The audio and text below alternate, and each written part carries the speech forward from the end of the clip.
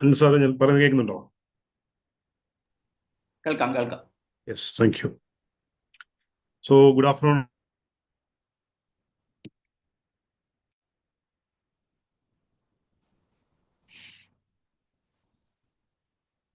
സാറേ ഹാങ് ആയി തോന്നുന്നുണ്ട്.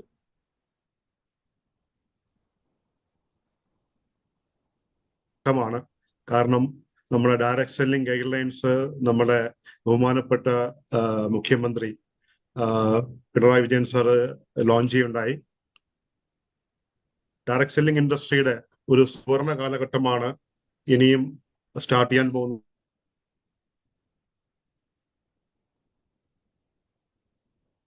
സാർ നെറ്റ്വർക്കിന്റെ എറർ എന്തോ വരുന്നുണ്ട്, ഹാങ് ആവുന്നുണ്ട്.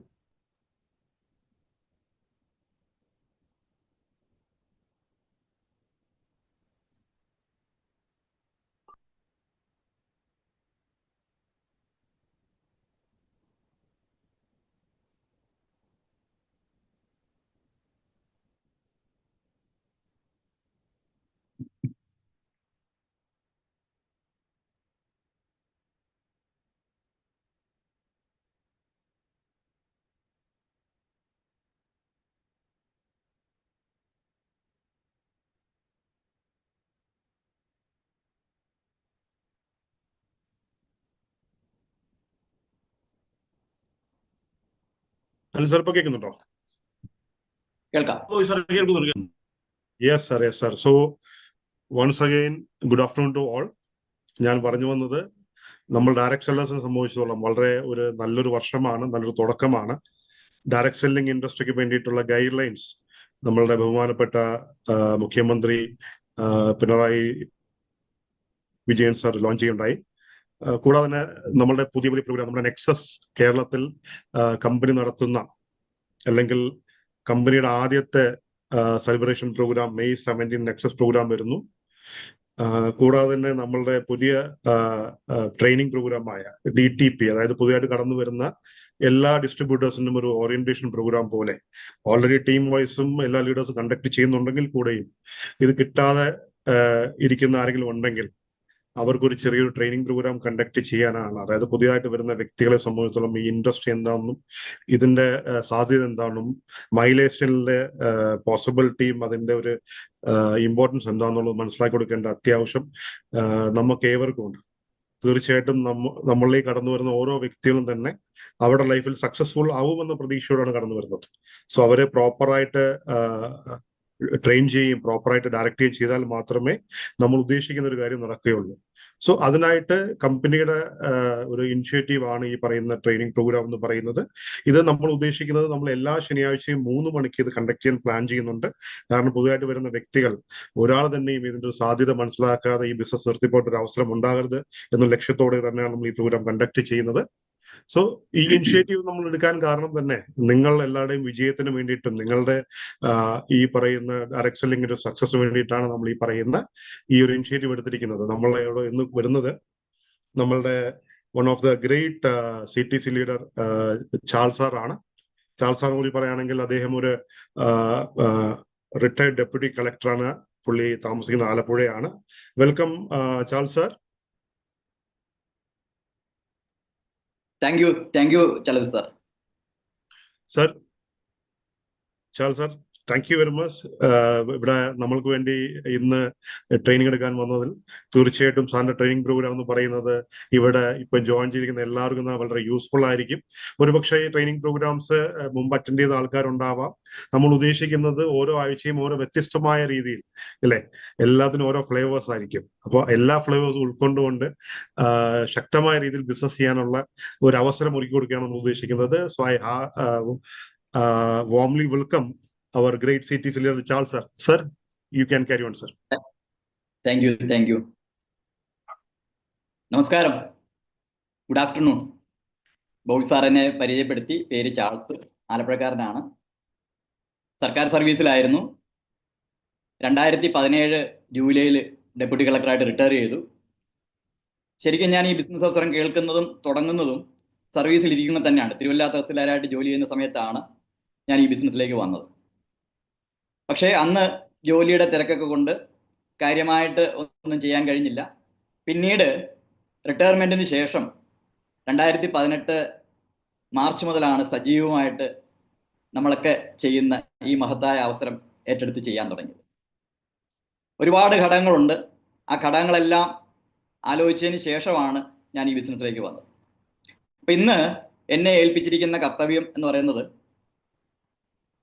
പുതിയതായിട്ട് ബിസിനസ്സിലേക്ക് കടന്നു വരുന്നവർക്ക് ഈ ഒരു ബിസിനസ്സിനെ കുറിച്ചുള്ള ബാലപാഠങ്ങൾ പറയുക എന്നുള്ളതാണ്. അതിനെന്നെ ക്ഷണിച്ച നമ്മുടെ കമ്പനിയുടെ മഹത്തായ നമ്മുടെ കമ്പനിയുടെ mileage style marketing global private limited എന്ന നമ്മുടെ കമ്പനിയുടെ റീജിയണൽ മാനേജർ ചലപതി സാറിനെ ഞാൻ പ്രത്യേകം രേഖപ്പെടുത്തുകയാണ്. ഇപ്പം ഞാൻ എൻ്റെ സ്ലൈഡ് ഷെയർ ചെയ്തുകൊണ്ട് മീറ്റിങ്ങിലേക്ക് കിടക്കുകയാണ്. ഒരു ജസ്റ്റ് എ സെക്കൻഡ്.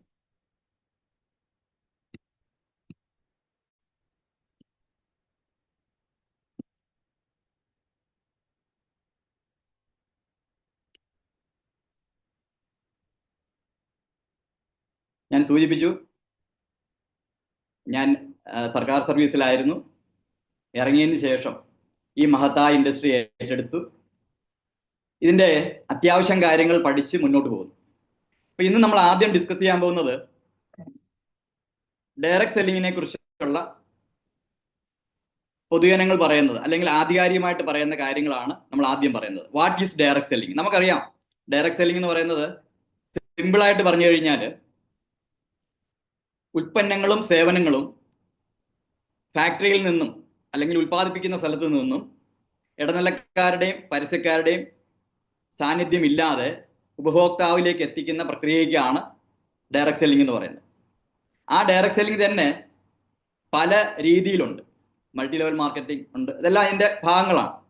അപ്പം ഡയറക്റ്റ് സെല്ലിങ്ങിനെ കുറിച്ച് ആധികാരികമായിട്ട് പറയുന്നത് ഇങ്ങനെയാണ്: direct selling is A business model that involves a party buying products from a parent organization and selling them directly to customers. It can take the form of either single level marketing, in which a direct seller makes money purely from sales, and multi level marketing, in which the direct seller may earn money from both direct sales to customers and by sponsoring new direct sellers and earning a commission from their effort.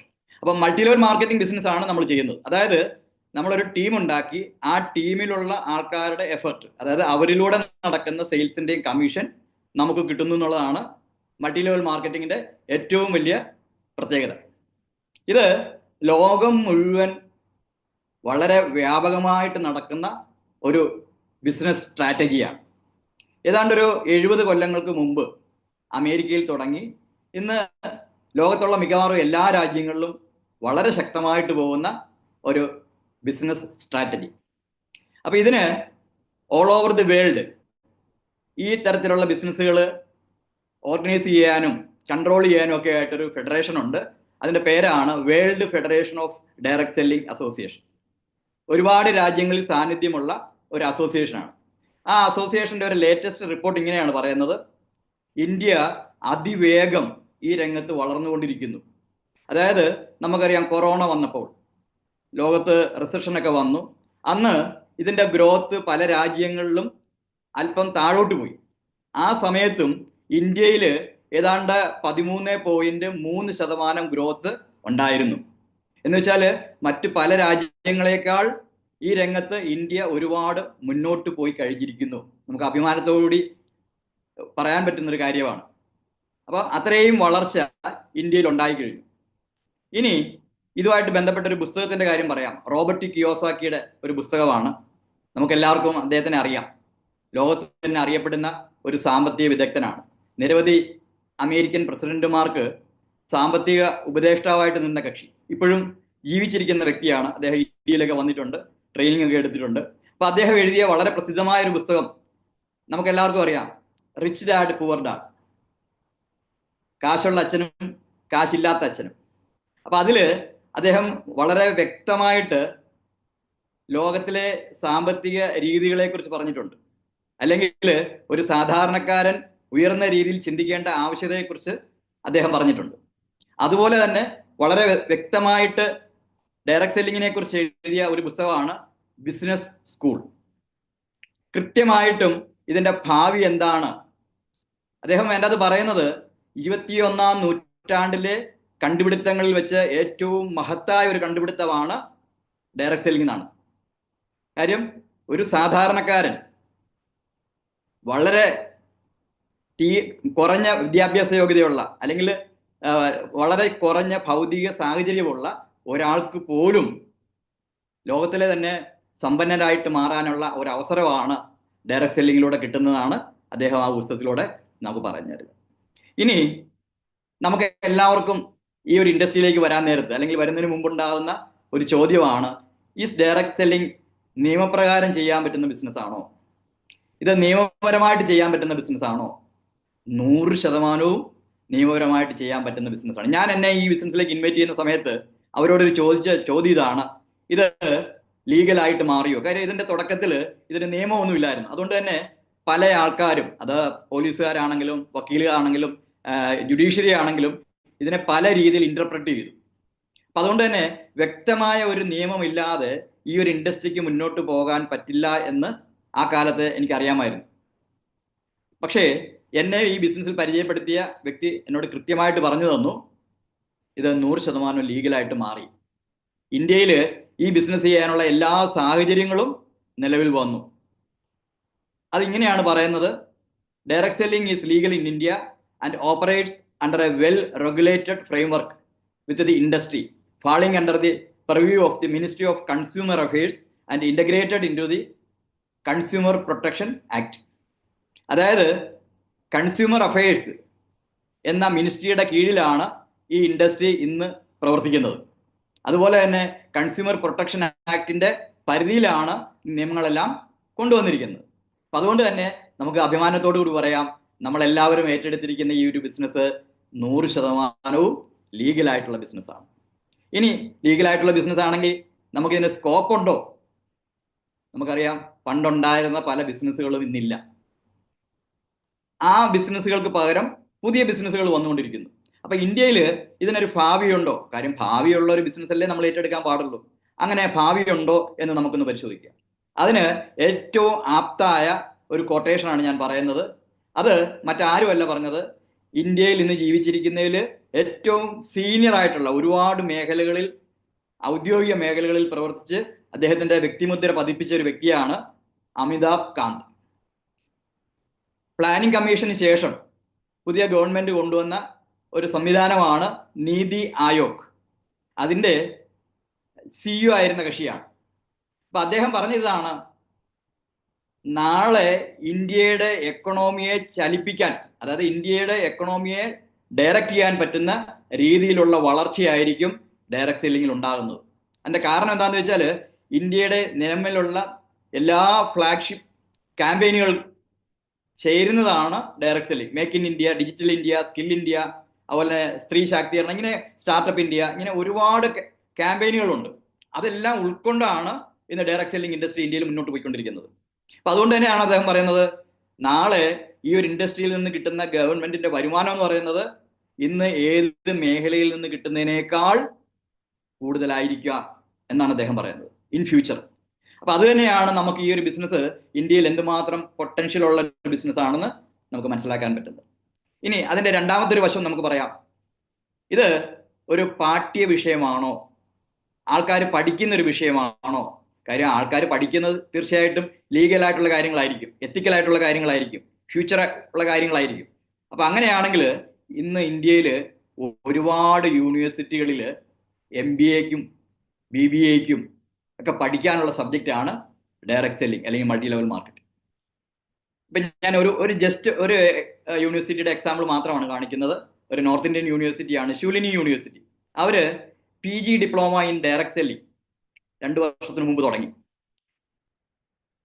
അതിന്റെ eligibility എന്ന് പറയുന്നത് degree പാസ്സായാൽ പോരാ, 55% മാർക്കോടുകൂടി പാസ്സാകണം. ഒന്ന് ആലോചിച്ച് നോക്കി, നമ്മൾ ഇതുപോലുള്ള ഒരു ട്രെയിനിങ്ങിൽ കമ്പനി നമുക്ക് ഫ്രീ ആയിട്ട് ഈ ഒരു അവസരം തരുമ്പോൾ പല ആൾക്കാരും അത് കയറുന്നില്ല. ഒരു സെക്കൻഡ്.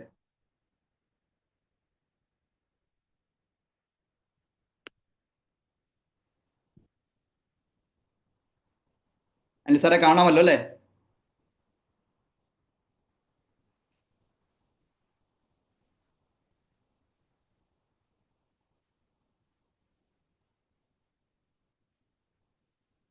ഓക്കെ. അപ്പം പല യൂണിവേഴ്സിറ്റികളിലും പഠിപ്പിക്കാനുണ്ട്. അതിൽ ഷുലിൻ യൂണിവേഴ്സിറ്റിയുടെ ഫീസിന്റെ കാര്യം മാത്രം ഞാനൊന്ന് പറയാം. 1.5 ലക്ഷം രൂപയാണ് അവിടുത്തെ ഫീസ്. അതായത് ഒരു സെമസ്റ്ററിന് 75,000 രൂപ. PG diploma in direct selling, അത്രയും വാല്യുബിൾ ആയിട്ടുള്ള ഒരു കോഴ്സാണ് അവർ നടത്തുന്നത്. അപ്പം നമുക്കറിയാം, അങ്ങനെ ഒരു കോഴ്സ് അത്രയും രൂപ കൊടുത്തൊക്കെ പഠിച്ചു കഴിഞ്ഞാൽ സ്വാഭാവികമായിട്ടും അവർ മറ്റൊരു മേഖലയിലേക്കും പോവില്ല.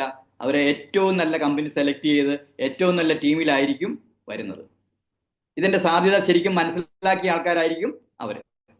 ഇനി അതിന്റെ ഫീസിന്റെ ഒന്ന് കമ്പയർ ചെയ്യാൻ വേണ്ടി മാത്രം ഞാനൊരു സ്ലൈഡ് ഇടുകയാണ്. MSc ഫിസിക്സിന് ഒരു സെമസ്റ്ററിന് 58,000 രൂപയേ ഉള്ളൂ.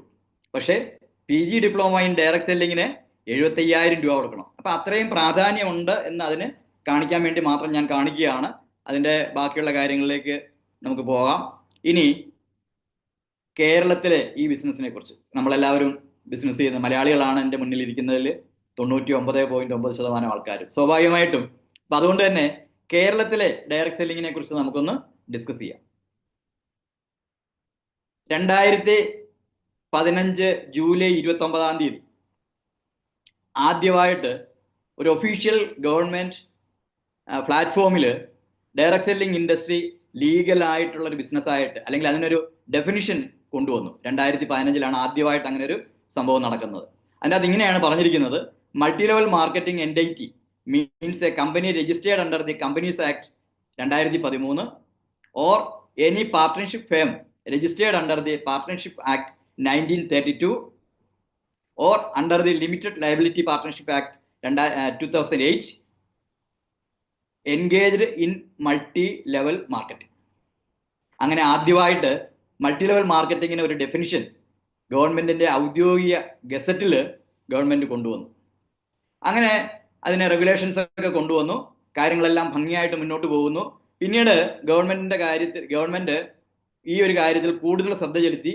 അപ്പോഴാണ് അറിയുന്നത് അൺനെസസറി ആയിട്ടുള്ള, അല്ലെങ്കിൽ ഗവൺമെൻറ്റിൻ്റെ നിയമങ്ങളുടെ ലൂപ്പ് ഹോളിലൂടെ ബിസിനസ് ചെയ്യുന്ന, ശരിക്കും ഡയറക്ട് സെല്ലിംഗ് എന്ന് പറയാൻ മാത്രം കണ്ടീഷൻസ് ഒന്നും പാലിക്കാത്ത കുറേ കമ്പനികൾ കൂടി കേരളത്തിൽ ബിസിനസ് ചെയ്യുന്നു എന്ന് മനസ്സിലാക്കിയതിന് ശേഷം ഇത് ഒന്നും കൂടി പ്യൂരിഫൈ ചെയ്യാൻ വേണ്ടി കഴിഞ്ഞ മാസം 19 ബഹുമാനപ്പെട്ട നമ്മുടെ മുഖ്യമന്ത്രി പുതിയ ഗൈഡ് ലൈൻസ് പ്രഖ്യാപിക്കുകയുണ്ടായി. വളരെ ആവേശത്തോടു കൂടിയാണ് അത് ഏറ്റെടുത്തത്. കേരളത്തിൽ ഈ ബിസിനസ് ചെയ്യുന്ന ഏതാണ്ട് ഒരു 25,000-ലധികം ആൾക്കാരായി ആണ് അന്ന് ഗവൺമെൻറ്റിൻ്റെ ഒഫീഷ്യൽ ഗ്രൗണ്ടിൽ, അതായത് സെൻട്രൽ സ്റ്റേഡിയത്തിൽ എത്തിയത്. അവിടെ മുഖ്യമന്ത്രിയും നമ്മുടെ വകുപ്പ് മന്ത്രി അനിൽ സാറും ഒക്കെ ഉണ്ടായിരുന്നു. അപ്പം അത്രയും വലിയ ഒരു സദസ്സിൻ്റെ മുന്നിൽ വെച്ച് അദ്ദേഹം പറഞ്ഞത് ഇതാണ്: ഇത് 100% ലീഗലായിട്ട് കേരളത്തിൽ ചെയ്യാൻ പറ്റുന്ന ഒരു ബിസിനസ്സാണ്. ഇതിനാവശ്യമായ എല്ലാ സപ്പോർട്ടും സർവീസും ഗവൺമെൻറ്റിൻ്റെ ഭാഗത്തു നിന്ന് നിങ്ങൾക്ക് കിട്ടും എന്നാണ്, ആ ഒരു വാഗ്ദാനമാണ് അദ്ദേഹം തന്നത്. എന്ന് മാത്രമല്ല, അന്ന് പുതിയൊരു വെബ്സൈറ്റ് അദ്ദേഹം ഓപ്പൺ ചെയ്തു. ഈ ഒരു ഇൻഡസ്ട്രിയായിട്ട് ബന്ധപ്പെട്ടിട്ടുള്ള എല്ലാ കാര്യങ്ങളും നമ്മളെ അറിയിക്കുന്നതിന് വേണ്ടി കേരള ഗവൺമെൻറ് ഒഫീഷ്യലായിട്ട് റിലീസ് ചെയ്ത ഒരു വെബ്സൈറ്റ്. ആ വെബ്സൈറ്റിൽ കയറി കഴിഞ്ഞാൽ ഈ ഒരു ഇൻഡസ്ട്രിയെ കുറിച്ചുള്ള ഡീറ്റെയിൽസ് എല്ലാം ഉണ്ടാവും. എന്ന് മാത്രമല്ല, അദ്ദേഹം വെബ്സൈറ്റ് ഉദ്ഘാടനം ചെയ്തു. അതുപോലെ തന്നെ ഇതിൻ്റെ ലീഗലായിട്ടുള്ള കാര്യങ്ങളെല്ലാം അദ്ദേഹം പറഞ്ഞു. അത് എല്ലാ പേപ്പറിലും വന്നു. അന്നത്തെ മിക്കവാറും ഇംഗ്ലീഷ്, മലയാളം ന്യൂസ് പേപ്പറുകളിലൊക്കെ ഉണ്ടായി. ജസ്റ്റ് ഒരു വീഡിയോ ക്ലിപ്പാണ് ഞാൻ കാണിക്കുന്നത്.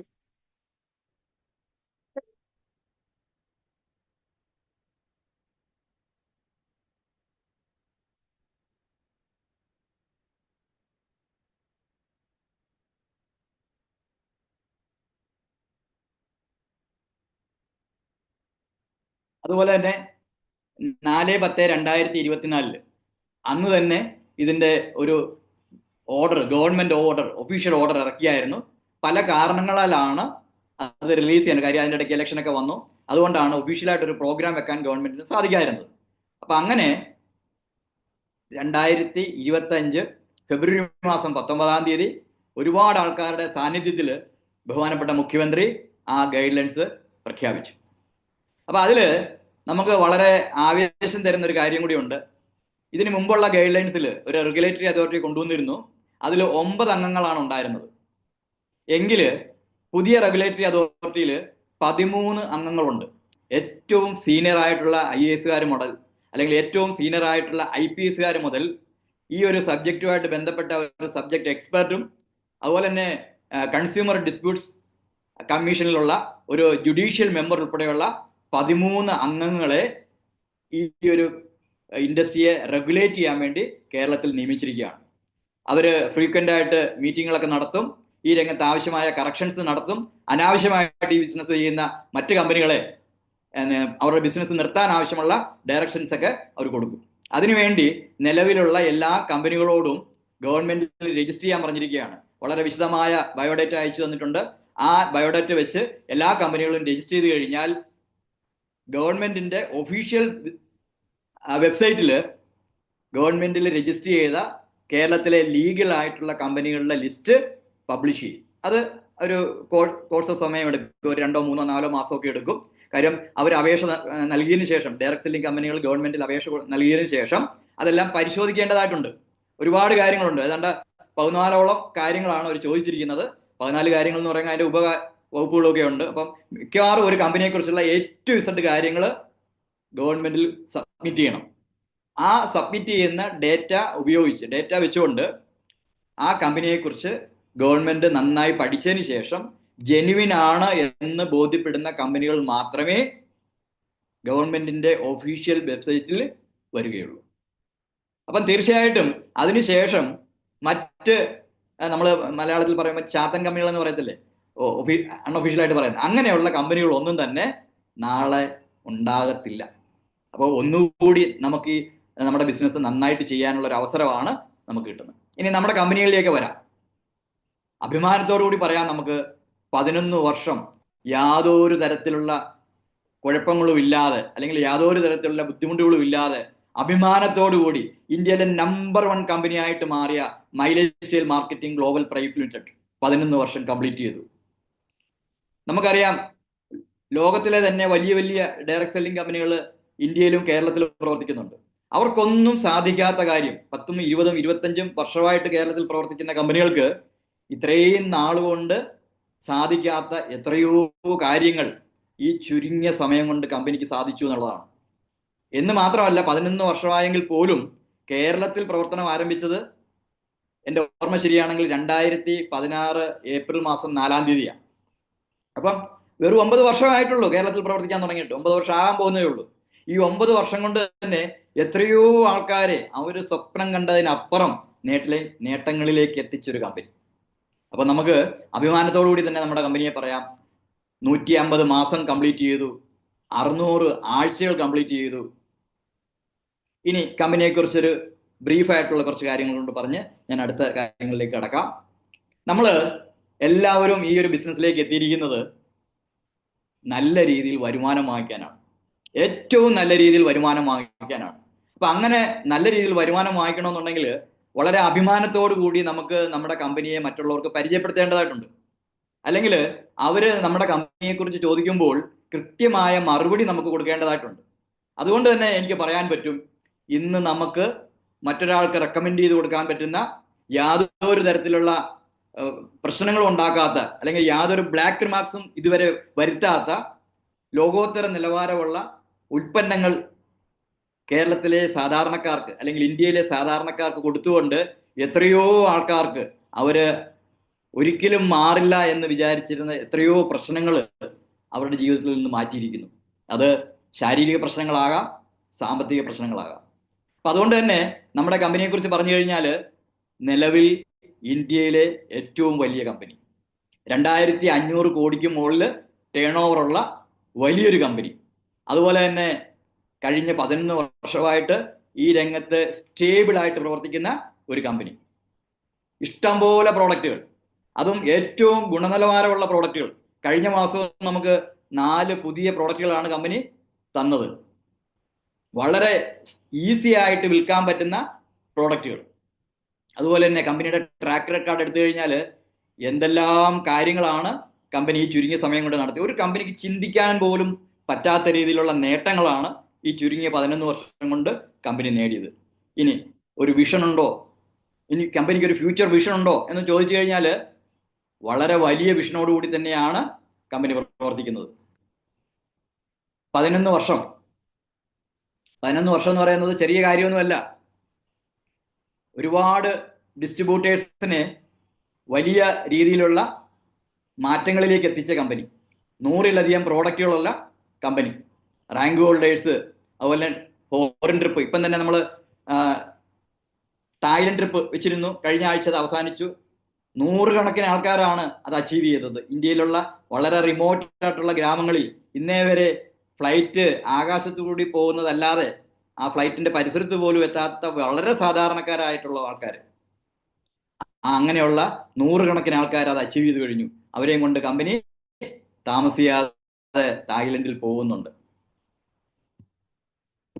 അപ്പൊ ഇങ്ങനെ ഒരുപാട് നേട്ടങ്ങൾ ഉണ്ടാക്കിയ ഒരു കമ്പനി. ഇനി ഒരു കമ്പനിയെ കുറിച്ച് പരിശോധിക്കുമ്പോൾ ഒരു ചെക്ക് ലിസ്റ്റ് ഉണ്ട്. സാധാരണ രീതിയിൽ 5 തരത്തിലുള്ള ചെക്ക് ലിസ്റ്റ് ആണുള്ളത്. എന്നാൽ നമുക്ക് അത് കൂടാതെ 3 അഡീഷണൽ ബെനിഫിറ്റും കൂടെ, അല്ലെങ്കിൽ അഡീഷണൽ ആയിട്ടുള്ള അഡ്വാൻറ്റേജസും കൂടെ ഈ കമ്പനി നമുക്ക് തരുന്നുണ്ട്. സാധാരണ രീതിയിൽ ഒരു കമ്പനിയെ നമ്മൾ ഡയഗ്നോസ് ചെയ്യുന്നത് അതിൻ്റെ വലിപ്പം നോക്കിയും സ്റ്റെബിലിറ്റി നോക്കിയും അത് മാർക്കറ്റ് ചെയ്യുന്ന പ്രോഡക്റ്റുകളുടെ ഗുണനിലവാരവും അത് വിൽക്കാനുള്ള സാധ്യതകളും നോക്കിയും, അതുപോലെ തന്നെ ആ കമ്പനിയുടെ സക്സസ് റെക്കോർഡ് നോക്കിയും അതിൻ്റെ ഫ്യൂച്ചർ സ്ട്രാറ്റജി നോക്കിയാണെങ്കിൽ, അത് കൂടാതെ നമുക്ക് 3 കാര്യങ്ങൾ കൂടിയുണ്ട്. അതിലൊന്ന് സപ്പോർട്ട് സിസ്റ്റം. നമുക്കറിയാം, കമ്പനി തന്നെ നമുക്കൊരു സപ്പോർട്ട് സിസ്റ്റം തന്നിരിക്കുകയാണ്, ഹാർവസ്റ്റ് സക്സസ് അക്കാഡമി. ഇന്ത്യയിലെ തന്നെ മാർക്കറ്റിംഗിൽ അതിപ്രഗത്ഭനായിട്ടുള്ള നമ്മുടെ KK രാജേഷ് സാറിന്റെ നേതൃത്വത്തിലുള്ള ഒരു ലിമിറ്റഡ് കമ്പനിയാണ് ഹാർവസ്റ്റ് സക്സസ് അക്കാഡമി. നമ്മുടെ കേരളത്തില് കൊച്ചിയിലും അതിന് ഓഫീസുണ്ട്. ആ അക്കാഡമിയുടെ നേതൃത്വത്തിലാണ് ഇന്ന് ഇപ്പോൾ ഈ ഒരു ബേസിക് ട്രെയിനിങ് നടക്കുന്നത്. അപ്പൊ അതുകൊണ്ട് തന്നെ നമുക്ക് പറയാൻ പറ്റും, പുതിയതായിട്ട് ഒരാൾ ഈ ഒരു ബിസിനസ്സിലേക്ക് കടന്നു വന്നാൽ, അതായത് ഡയറക്ട് സെല്ലിങ്ങിനെ കുറിച്ചോ അല്ലെങ്കിൽ ഇത്തരത്തിലുള്ള ബിസിനസ്സുകളെ കുറിച്ചോ ABCD അറിയാത്ത സാധാരണക്കാരനായ ഒരാൾക്ക് പോലും ഈ രംഗത്ത് വിജയിക്കാൻ ആവശ്യമായ എല്ലാ സപ്പോർട്ടും ഈ കമ്പനി ഹാർവസ്റ്റ് സക്സസ് അക്കാഡമിയിലൂടെ നമുക്ക് തന്നുകൊണ്ടിരിക്കുന്നു. സക്സസ് റെക്കോർഡ്, സക്സസ് റിവാർഡ്, അതായത് ഇവിടെ ഒരു വരുമാനം മാത്രമല്ല, വിജയിക്കുന്നവർക്ക് എത്രയോ തരത്തിലുള്ള വരുമാനമാണ് കമ്പനി കൊടുത്തുകൊണ്ടിരിക്കുന്നത്. എന്തെല്ലാം രീതിയിലുള്ള അനുകൂലമായിട്ടുള്ള കാര്യങ്ങളാണ്. ഇപ്പം തന്നെ ഞാൻ പറഞ്ഞു, ടൂറ് പോകുന്ന കാര്യം, തായ്ലൻഡിലേക്ക് ടൂറ് കമ്പനി നമുക്ക് ഫ്രീ ആയിട്ട് തരുന്നൊരു ഓഫറാണ്. അത് ആ കൃത്യമായ രീതിയിൽ ബിസിനസ് ചെയ്യുന്ന എല്ലാവർക്കും അത് അച്ചീവ് ചെയ്യാൻ പറ്റിയിട്ടുണ്ട്. അതുപോലെ തന്നെ സക്സസ് സ്പീഡ്. നമ്മൾ ഈ ബിസിനസ്സിലേക്ക് വരുമ്പോൾ ഒരു പക്ഷേ 25 വയസ്സോ 30 വയസ്സോ ഉള്ള ഒരാളായിരിക്കാം. സാധാരണഗതിയിൽ ഒരു സർക്കാർ ഉദ്യോഗസ്ഥനാണെങ്കിൽ 56 വയസ്സിലോ 60 വയസ്സിലോ റിട്ടയർ ചെയ്യും. ആ റിട്ടയർ ചെയ്യുന്ന സമയത്താണ് അദ്ദേഹത്തിന്റെ ശമ്പളം അല്പം കൂടുന്നതും, അല്ലെങ്കിൽ റിട്ടയർ ചെയ്യുന്ന സമയത്ത് കിട്ടുന്ന പെൻഷൻ ആനുകൂല്യങ്ങളാണ് അദ്ദേഹത്തിന്റെ കരിയറിൽ കിട്ടുന്ന ഏറ്റവും വലിയ വരുമാനം. അങ്ങനെ വയസ്സാം കാലത്ത് കുറച്ച് എമൗണ്ട് കിട്ടിയിട്ട് എന്തെങ്കിലും കാര്യമുണ്ടോ? ഒരു 25 വയസ്സിൽ ഈ ബിസിനസ് തുടങ്ങുന്ന ഒരാൾക്ക് 5 വർഷം കൊണ്ട് കമ്പനി പറയുന്ന സിസ്റ്റത്തിൽ നിന്ന് ബിസിനസ് ചെയ്യുവാണെങ്കിൽ ശരിക്കും പറഞ്ഞാൽ കോടീശ്വരനായിട്ട് മാറാൻ പറ്റും. അതായത് പാസീവ് ഇൻകത്തിലേക്ക് മാറാൻ പറ്റും. അത്രയും സ്പീഡിലാണ് കമ്പനി കാര്യങ്ങൾ നമുക്ക് വേണ്ടി ചെയ്തു തരുന്നത്. അപ്പൊ ആ ഒരു കമ്പനിയെ നമുക്ക് എല്ലാവർക്കും വളരെ നന്ദിയോടുകൂടി ഏത് സമയത്തും സ്മരിക്കാം. 2015 FMCG കമ്പനികൾ വളരെ വലിയ വളർച്ചയാണ് നടത്തിയത്, ഏതാണ്ട് 8%. അതേസമയം ഡയറക്ട് സെല്ലിംഗ് ഇൻഡസ്ട്രി വളർന്നത് 11%. അതായത് നിലവിൽ ഇന്ത്യയിലെ FMCG കമ്പനികൾ വളരുന്നതിനേക്കാൾ വേഗത്തിലാണ് നമ്മുടെ ഡയറക്ട് സെല്ലിംഗ് കമ്പനികൾ വളരുന്നത്. ഇനി നമുക്ക് എല്ലാവർക്കും സന്തോഷമുള്ള ഒരു കാര്യമുണ്ട്, നമ്മുടെ കമ്പനി അത്രയും വേഗത്തിലൊന്നും അല്ല പോകുന്നത്, അതിൻ്റെയൊക്കെ 3 ഇരട്ടി വേഗത്തിൽ. അതായത് ഒരു സാധാരണ ഡയറക്ട് സെല്ലിംഗ് കമ്പനി ഇന്ത്യയിൽ വളരുന്നതിൻ്റെ 3 ഇരട്ടി വേഗത്തിലാണ് നമ്മുടെ മൈലേജ് സ്റ്റൈൽ കമ്പനി വളർന്നുകൊണ്ടിരിക്കുന്നത്. അപ്പൊ അത്രയും വളർച്ചയുള്ള ഒരു കമ്പനിയിലാണ് നമ്മൾ നിന്ന് ബിസിനസ് ചെയ്യുന്നത്. നമുക്ക് അഭിമാനത്തോടു കൂടി ഒരാളോട് പറയാം, എന്തുകൊണ്ട് ഞാൻ ഈ ബിസിനസ് ചെയ്യുന്നു, അല്ലെങ്കിൽ എന്തുകൊണ്ട് ഈ ഒരു കമ്പനിയുടെ ബിസിനസ് ചെയ്യുന്നു എന്ന് ചോദിച്ചു കഴിഞ്ഞാൽ, ഇന്ത്യയിൽ നിലവിലുള്ള ഏതൊരു കമ്പനിയേക്കാൾ 2 or 3 ഇരട്ടി വേഗത്തിൽ പോകുന്ന ഒരു കമ്പനി ആയതുകൊണ്ട് തന്നെയാണ്. അതായത് നമ്മുടെ ഒരു ചെറുപ്പകാലത്ത് അല്ലെങ്കിൽ ഈ ഒരു ബിസിനസ്സിലേക്ക് വന്ന് വിത്തിൻ എ ഷോർട്ട് പീരീഡിൽ തന്നെ വിജയങ്ങൾ നേടാൻ നമ്മളെ സഹായിക്കുന്ന ഒരു കമ്പനിയിലാണ് നമ്മൾ എത്തിയിരിക്കുന്നത്. ഇനി ഒരു 10-15 വർഷമൊക്കെ കഴിഞ്ഞാൽ ഒരു ചെറുപ്പക്കാരൻ അദ്ദേഹത്തിന്റെ വിദ്യാഭ്യാസം കഴിഞ്ഞാൽ ഇന്ന് പല പ്രമുഖ കമ്പനികളുണ്ട്. ടാറ്റയുണ്ട്, ഇൻഫോസിസ് ഉണ്ട്, എയർടെൽ ഉണ്ട്, ബെല്ലുണ്ട്, ഹിന്ദുസ്ഥാൻ, ഇങ്ങനെ ഒരുപാട് കമ്പനികൾ നമുക്കുണ്ട്. വളരെ റെപ്യൂട്ടഡ് ആയിട്ടുള്ള കമ്പനികൾ, ഇന്ത്യയിൽ ധാരാളം ആൾക്കാർക്ക് ജോലി കൊടുത്തുകൊണ്ടിരിക്കുന്ന കമ്പനികൾ. അവിടെ അങ്ങനെയുള്ള ഏതെങ്കിലും കമ്പനിയിൽ ജോലി ചെയ്യണം എന്നാണ് ഒരു സാധാരണ രീതിയിൽ ഒരാൾ കോളേജ് വിദ്യാഭ്യാസം എല്ലാം കഴിഞ്ഞാൽ ആഗ്രഹിക്കുന്നത്. പക്ഷേ 10 കൊല്ലം കഴിഞ്ഞാൽ അങ്ങനെ ആയിരിക്കത്തില്ല ആൾക്കാർ ആഗ്രഹിക്കുന്നത്. അവരാഗ്രഹിക്കുന്നത് my lifestyle marketing global private limited എന്ന കമ്പനിയിൽ ബിസിനസ് ചെയ്യാനായിരിക്കും. അതായത് പഠിത്തത്തിന് ശേഷം അവരുടെ മുന്നിൽ ആദ്യത്തെ ഓപ്ഷൻ എന്ന് പറയുന്നത് ഡയറക്ട് സെല്ലിംഗിലേക്ക് വരിക.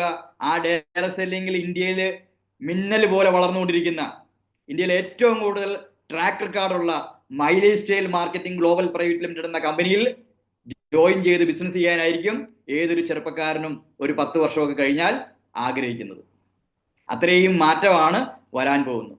ഒരു ലോങ് വിഷനോടുകൂടി പ്രവർത്തിക്കുന്ന കമ്പനി. അതുകൊണ്ട് തന്നെ ധാരാളം ആൾക്കാരെ ചുരുങ്ങിയ സമയം കൊണ്ട് അവരുടെ ആഗ്രഹങ്ങൾക്കപ്പുറം നേട്ടങ്ങളിൽ എത്തിക്കാൻ സാധിച്ച ഒരു കമ്പനി. Grow much faster than direct selling industry in India. നിലവിൽ നമ്മൾ മറ്റേത് കമ്പനിയേക്കാൾ 3 ഇരട്ടി വേഗത്തിലാണ് പോകുന്നത്. ഇനി കമ്പനിയുടെ 2028 സ്ട്രാറ്റജി പറഞ്ഞു കഴിഞ്ഞാൽ അതിനേക്കാൾ വേഗത്തിൽ പോകുക എന്നുള്ളതാണ്. അതായത് നിലവിലുള്ള കമ്പനിയുടെ വേഗത്തേക്കാൾ കൂടുതൽ പോകുക എന്നുള്ളത്. ഇതൊരു അല്പം മുമ്പുള്ള സ്ലൈഡാണ്. 2028 എന്ന് പറയുമ്പം 2023 സ്ലൈഡാണ്. 25 എത്തുന്നതേ ഉള്ളൂ. Continue giving the best pay out industry. ഈ ഇൻഡസ്ട്രിയിൽ ഏറ്റവും കൂടുതൽ നമുക്ക് അറിയാവുന്ന കാര്യമാണ്. കേരളത്തിലെ നമുക്ക് സാഹചര്യം ഒന്ന് പരിശോധിച്ച് കഴിഞ്ഞാൽ എൻ്റെ അറിവിൽ ഒരു 10-20ഓളം ഡയറക്ട് സെല്ലിംഗ് കമ്പനികൾ കേരളത്തിൽ പ്രവർത്തിക്കുന്നുണ്ട്. ഇത്രയധികം പേ ഔട്ട് കൊടുത്ത ഒരു കമ്പനി, ഇത്രയധികം നേട്ടങ്ങളിലേക്ക് ഡിസ്ട്രിബ്യൂട്ടേഴ്സിനെ എത്തിച്ച ഒരു കമ്പനി വേറെ ഒരു കമ്പനിയും ഇല്ല. ഇനി നമ്മുടെ നേട്ടങ്ങളെല്ലാം കൂടെ എടുത്താൽ, അതായത് പ്രീമിയം കാർ ഉപയോഗിക്കുന്നവരും അല്ലെങ്കിൽ ഒരു 1500-2000 സ്ക്വയർ ഫീറ്റിന് മുകളിലുള്ള വീട് വെച്ചവരുടെയൊക്കെ എടുത്തു കഴിഞ്ഞാൽ മറ്റുള്ള എല്ലാ കമ്പനികളുടെയും കൂടെ കൂട്ടിയാൽ എനിക്ക് തോന്നുന്നില്ല നമ്മുടെ അത്രയും വരുമെന്ന്. അത്രയും മറ്റുള്ള കമ്പനികളെക്കാൾ മുന്നിൽ എത്തിക്കഴിഞ്ഞു നമ്മൾ. ഓരോ വർഷവും പുതിയ പുതിയ പ്രോഡക്റ്റുകൾ നമ്മൾ കമ്പനി ലോഞ്ച് ചെയ്തുകൊണ്ടിരിക്കുന്നു. അതുപോലെ തന്നെ വരുന്നവർക്ക് എല്ലാവർക്കും കൃത്യമായ വിദ്യാഭ്യാസം, അവരെ ശരിക്കും ഈ ബിസിനസ് ചെയ്യാനായിട്ട് പ്രാപ്തരാക്കാൻ ഈ കമ്പനി അഹോരാത്രം പ്രവർത്തിച്ചുകൊണ്ടിരിക്കുന്നു. എല്ലാ സ്റ്റേറ്റിലും കമ്പനിയുടെ ഓഫീസുണ്ട്. നമുക്ക് കേരളത്തിൽ റീജിയണൽ ഓഫീസുണ്ട്, മരട് ന്യൂക്ലിയസ് മാളിലാണ്. അതുപോലെ തന്നെ താമസിയാതെ കമ്പനി ലോകം മുഴുവൻ ബിസിനസ് ചെയ്യാൻ പോകുന്നു. നമുക്കറിയാം 2025 ഡയറക്ട് സെല്ലിങ്ങിന്റെ ട്രെൻഡ്, കാര്യം ലോകം മാറിക്കൊണ്ടിരിക്കുകയാണ്. അതുകൊണ്ട് തന്നെ ഈ ബിസിനസ് എങ്ങനെ ചെയ്യണം എന്നുള്ളത് ആ രീതിയും മാറാൻ പോവുകയാണ്. നമുക്കറിയാം ഇന്ന് ഏത് മേഖലയിലും ശക്തമായ സാന്നിധ്യം കൊണ്ട് നമുക്ക് എല്ലാവർക്കും അറിയാവുന്ന ഒരു പേരാണ് ആർട്ടിഫിഷ്യൽ ഇന്റലിജൻസ്. ഇനി അങ്ങോട്ട് ആർട്ടിഫിഷ്യൽ ഇന്റലിജൻസിന്റെയും കൂടെ സഹായത്തോടു കൂടിയായിരിക്കും നമ്മൾ ഈ ബിസിനസ്സും ചെയ്യാൻ പോകുന്നത്. അതുപോലെ തന്നെ നമുക്ക് ഒരുപാട് ഡിജിറ്റൽ മാധ്യമങ്ങളുണ്ട്. ആ മാധ്യമങ്ങളിലൂടെ എല്ലാം, കാര്യം ഞാനൊക്കെ ഈ ഇൻഡസ്ട്രിയെ കുറിച്ച് അറിയുന്ന സമയത്ത് ഫേസ്ബുക്കും വാട്സാപ്പും ഒക്കെ വളരെ നോർമലായിട്ട് മാത്രമാണ് ആൾക്കാർ ഉപയോഗിച്ചുകൊണ്ടിരുന്നതെങ്കിൽ ഇന്ന് വ്യാപകമായിട്ട് ഉപയോഗിക്കുന്നു. അപ്പം അതുകൊണ്ട് ഈ സോഷ്യൽ മീഡിയയുടെയൊക്കെ സഹായത്തോടു കൂടി നമുക്ക് ഇന്ന് ഈ ബിസിനസ് മറ്റേത് കാലഘട്ടത്തേക്കാൾ വളരെ സിമ്പിളായിട്ട് ഏറ്റവും വേഗത്തിൽ ചെയ്യാൻ പറ്റും. അപ്പം നെറ്റ്വർക്ക് മാർക്കറ്റിംഗ് എന്ന് പറഞ്ഞാൽ ഇത്രയേ ഉള്ളൂ. Locating new customers and clients. നമ്മൾ ഈ ബിസിനസ് തുടങ്ങി പുതിയ പുതിയ കസ്റ്റമേഴ്സിനെയും ക്ലയൻസിനെയും കണ്ടുപിടിക്കുക. നമുക്ക് ഈ ബിസിനസ്സിലേക്ക് സ്പോൺസർ ചെയ്യാൻ പറ്റുന്ന ആൾക്കാരെ കണ്ടുപിടിക്കുക. Adding customers and business partners to your network. അവരെ നമ്മുടെ നെറ്റ്വർക്കിലേക്ക് ആഡ് ചെയ്യുക. അങ്ങനെയാണെങ്കിൽ നമുക്ക് ട്രെയിനിങ്ങിലൂടെയും മറ്റ് സംവിധാനങ്ങളിലൂടെയും ഈ ബിസിനസ് വളരെ നന്നായിട്ട് ചെയ്യാൻ പറ്റും. ഇനി ഞാൻ ഇതിൻ്റെ ഏറ്റവും മുഖ്യമായ കാര്യങ്ങളിലേക്ക് കടക്കുകയാണ്. ഈ ബിസിനസ്സിൽ നമ്മളെല്ലാവരും ഈ ബിസിനസ് തുടങ്ങി. ഇനി ഇത് എങ്ങനെ ചെയ്യാൻ പറ്റും?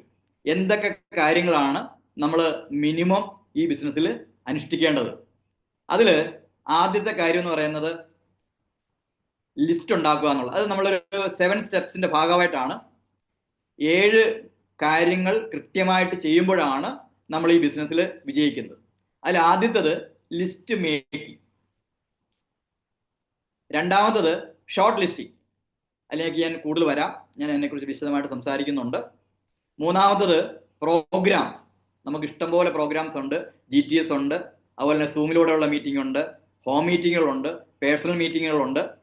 നാലാമത്തത് follow up and sales closing. അഞ്ചാമത്തത് NDOP, അതായത് new distributors orientation programme, basic training. ആറാമത്തത് ഹോം മീറ്റിംഗ്. ഏഴാമത്തത് ഡ്യൂപ്ലിക്കേഷൻ. എന്ന് വെച്ചാൽ ഈ പറഞ്ഞ കാര്യങ്ങൾ കൃത്യമായിട്ടും നമ്മുടെ ടീമിലുള്ളവരെ കൊണ്ടുകൂടി ചെയ്യിപ്പിക്കുക. ഇവിടെ ഒരാൾക്ക് ഒറ്റയ്ക്ക് വിജയിക്കാൻ പറ്റില്ല.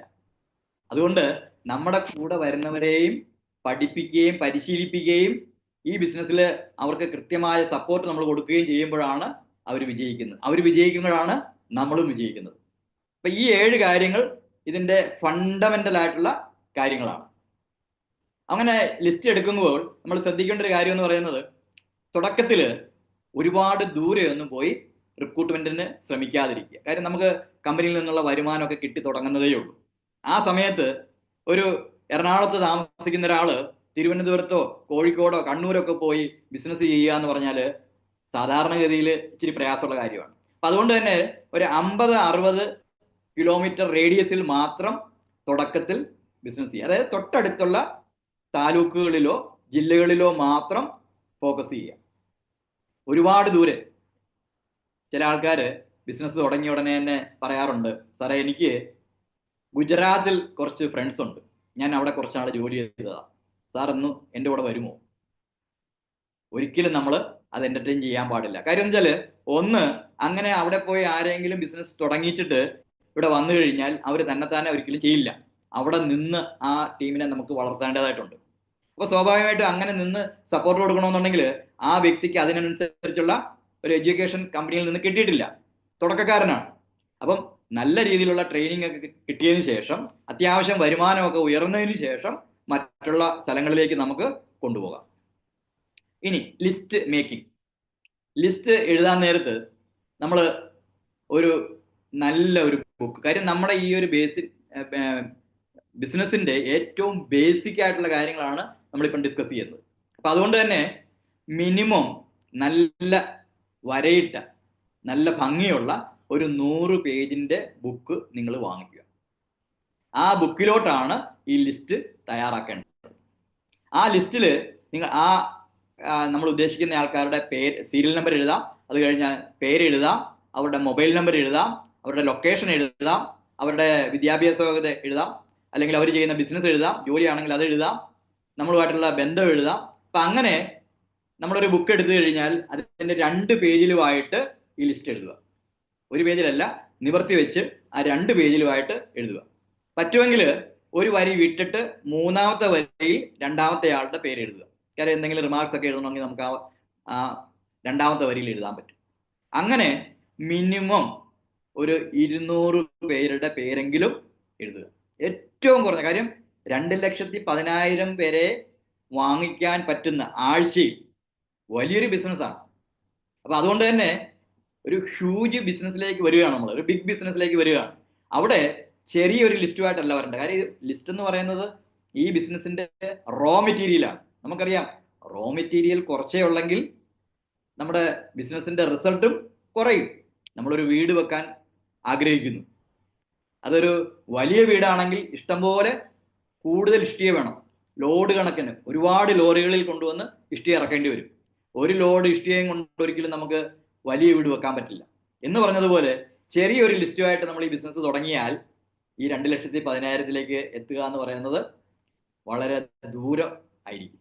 എന്ന് വെച്ചാൽ അടുത്ത കാലത്തൊന്നും നമുക്ക് അങ്ങോട്ട് എത്താൻ പറ്റില്ല. അപ്പം അതുകൊണ്ട് നമ്മളെ കൊണ്ടാവുന്ന ഏറ്റവും നല്ലൊരു ലിസ്റ്റ് തുടക്കത്തിൽ തന്നെ ഏറ്റവും കുറഞ്ഞത് ഒരു 200 പേരുടെ, ആ 200 പേരുടെ ലിസ്റ്റ് എന്ന് പറയുമ്പം നമ്മുടെ ക്ലോസ് റിലേറ്റീവ്സ് ഉണ്ടാകണം, ക്ലോസ് ഫ്രണ്ട്സ് ഉണ്ടാകണം, ഡിസ്റ്റന്റ് റിലേറ്റീവ്സ് ഉണ്ടാകണം, സ്കൂൾ മേറ്റ്സ് ഉണ്ടാകണം, കോളേജ് മേറ്റ്സ് ഉണ്ടാകണം, കൊളീഗ്സ് നമ്മുടെ കൂടെ ജോലി ചെയ്യുന്ന ആൾക്കാരുണ്ടാകണം, നൈബേഴ്സ് അയൽക്കാരുണ്ടായിരിക്കണം, ഹായ് ബൈ ഫ്രണ്ട്സ് നമ്മുടെ വീട്ടിന്റെ മുമ്പിൽ കൂടെ അങ്ങോട്ടും ഇങ്ങോട്ടൊക്കെ നടക്കുന്ന ആൾക്കാർ, രാവിലെയും വൈകുന്നേരം ഒക്കെ ജോലിക്കൊക്കെ പോകുമ്പോൾ ജസ്റ്റ് കാണുന്ന ഇങ്ങനെ സലാം പറഞ്ഞു പോകുന്ന ആൾക്കാർ.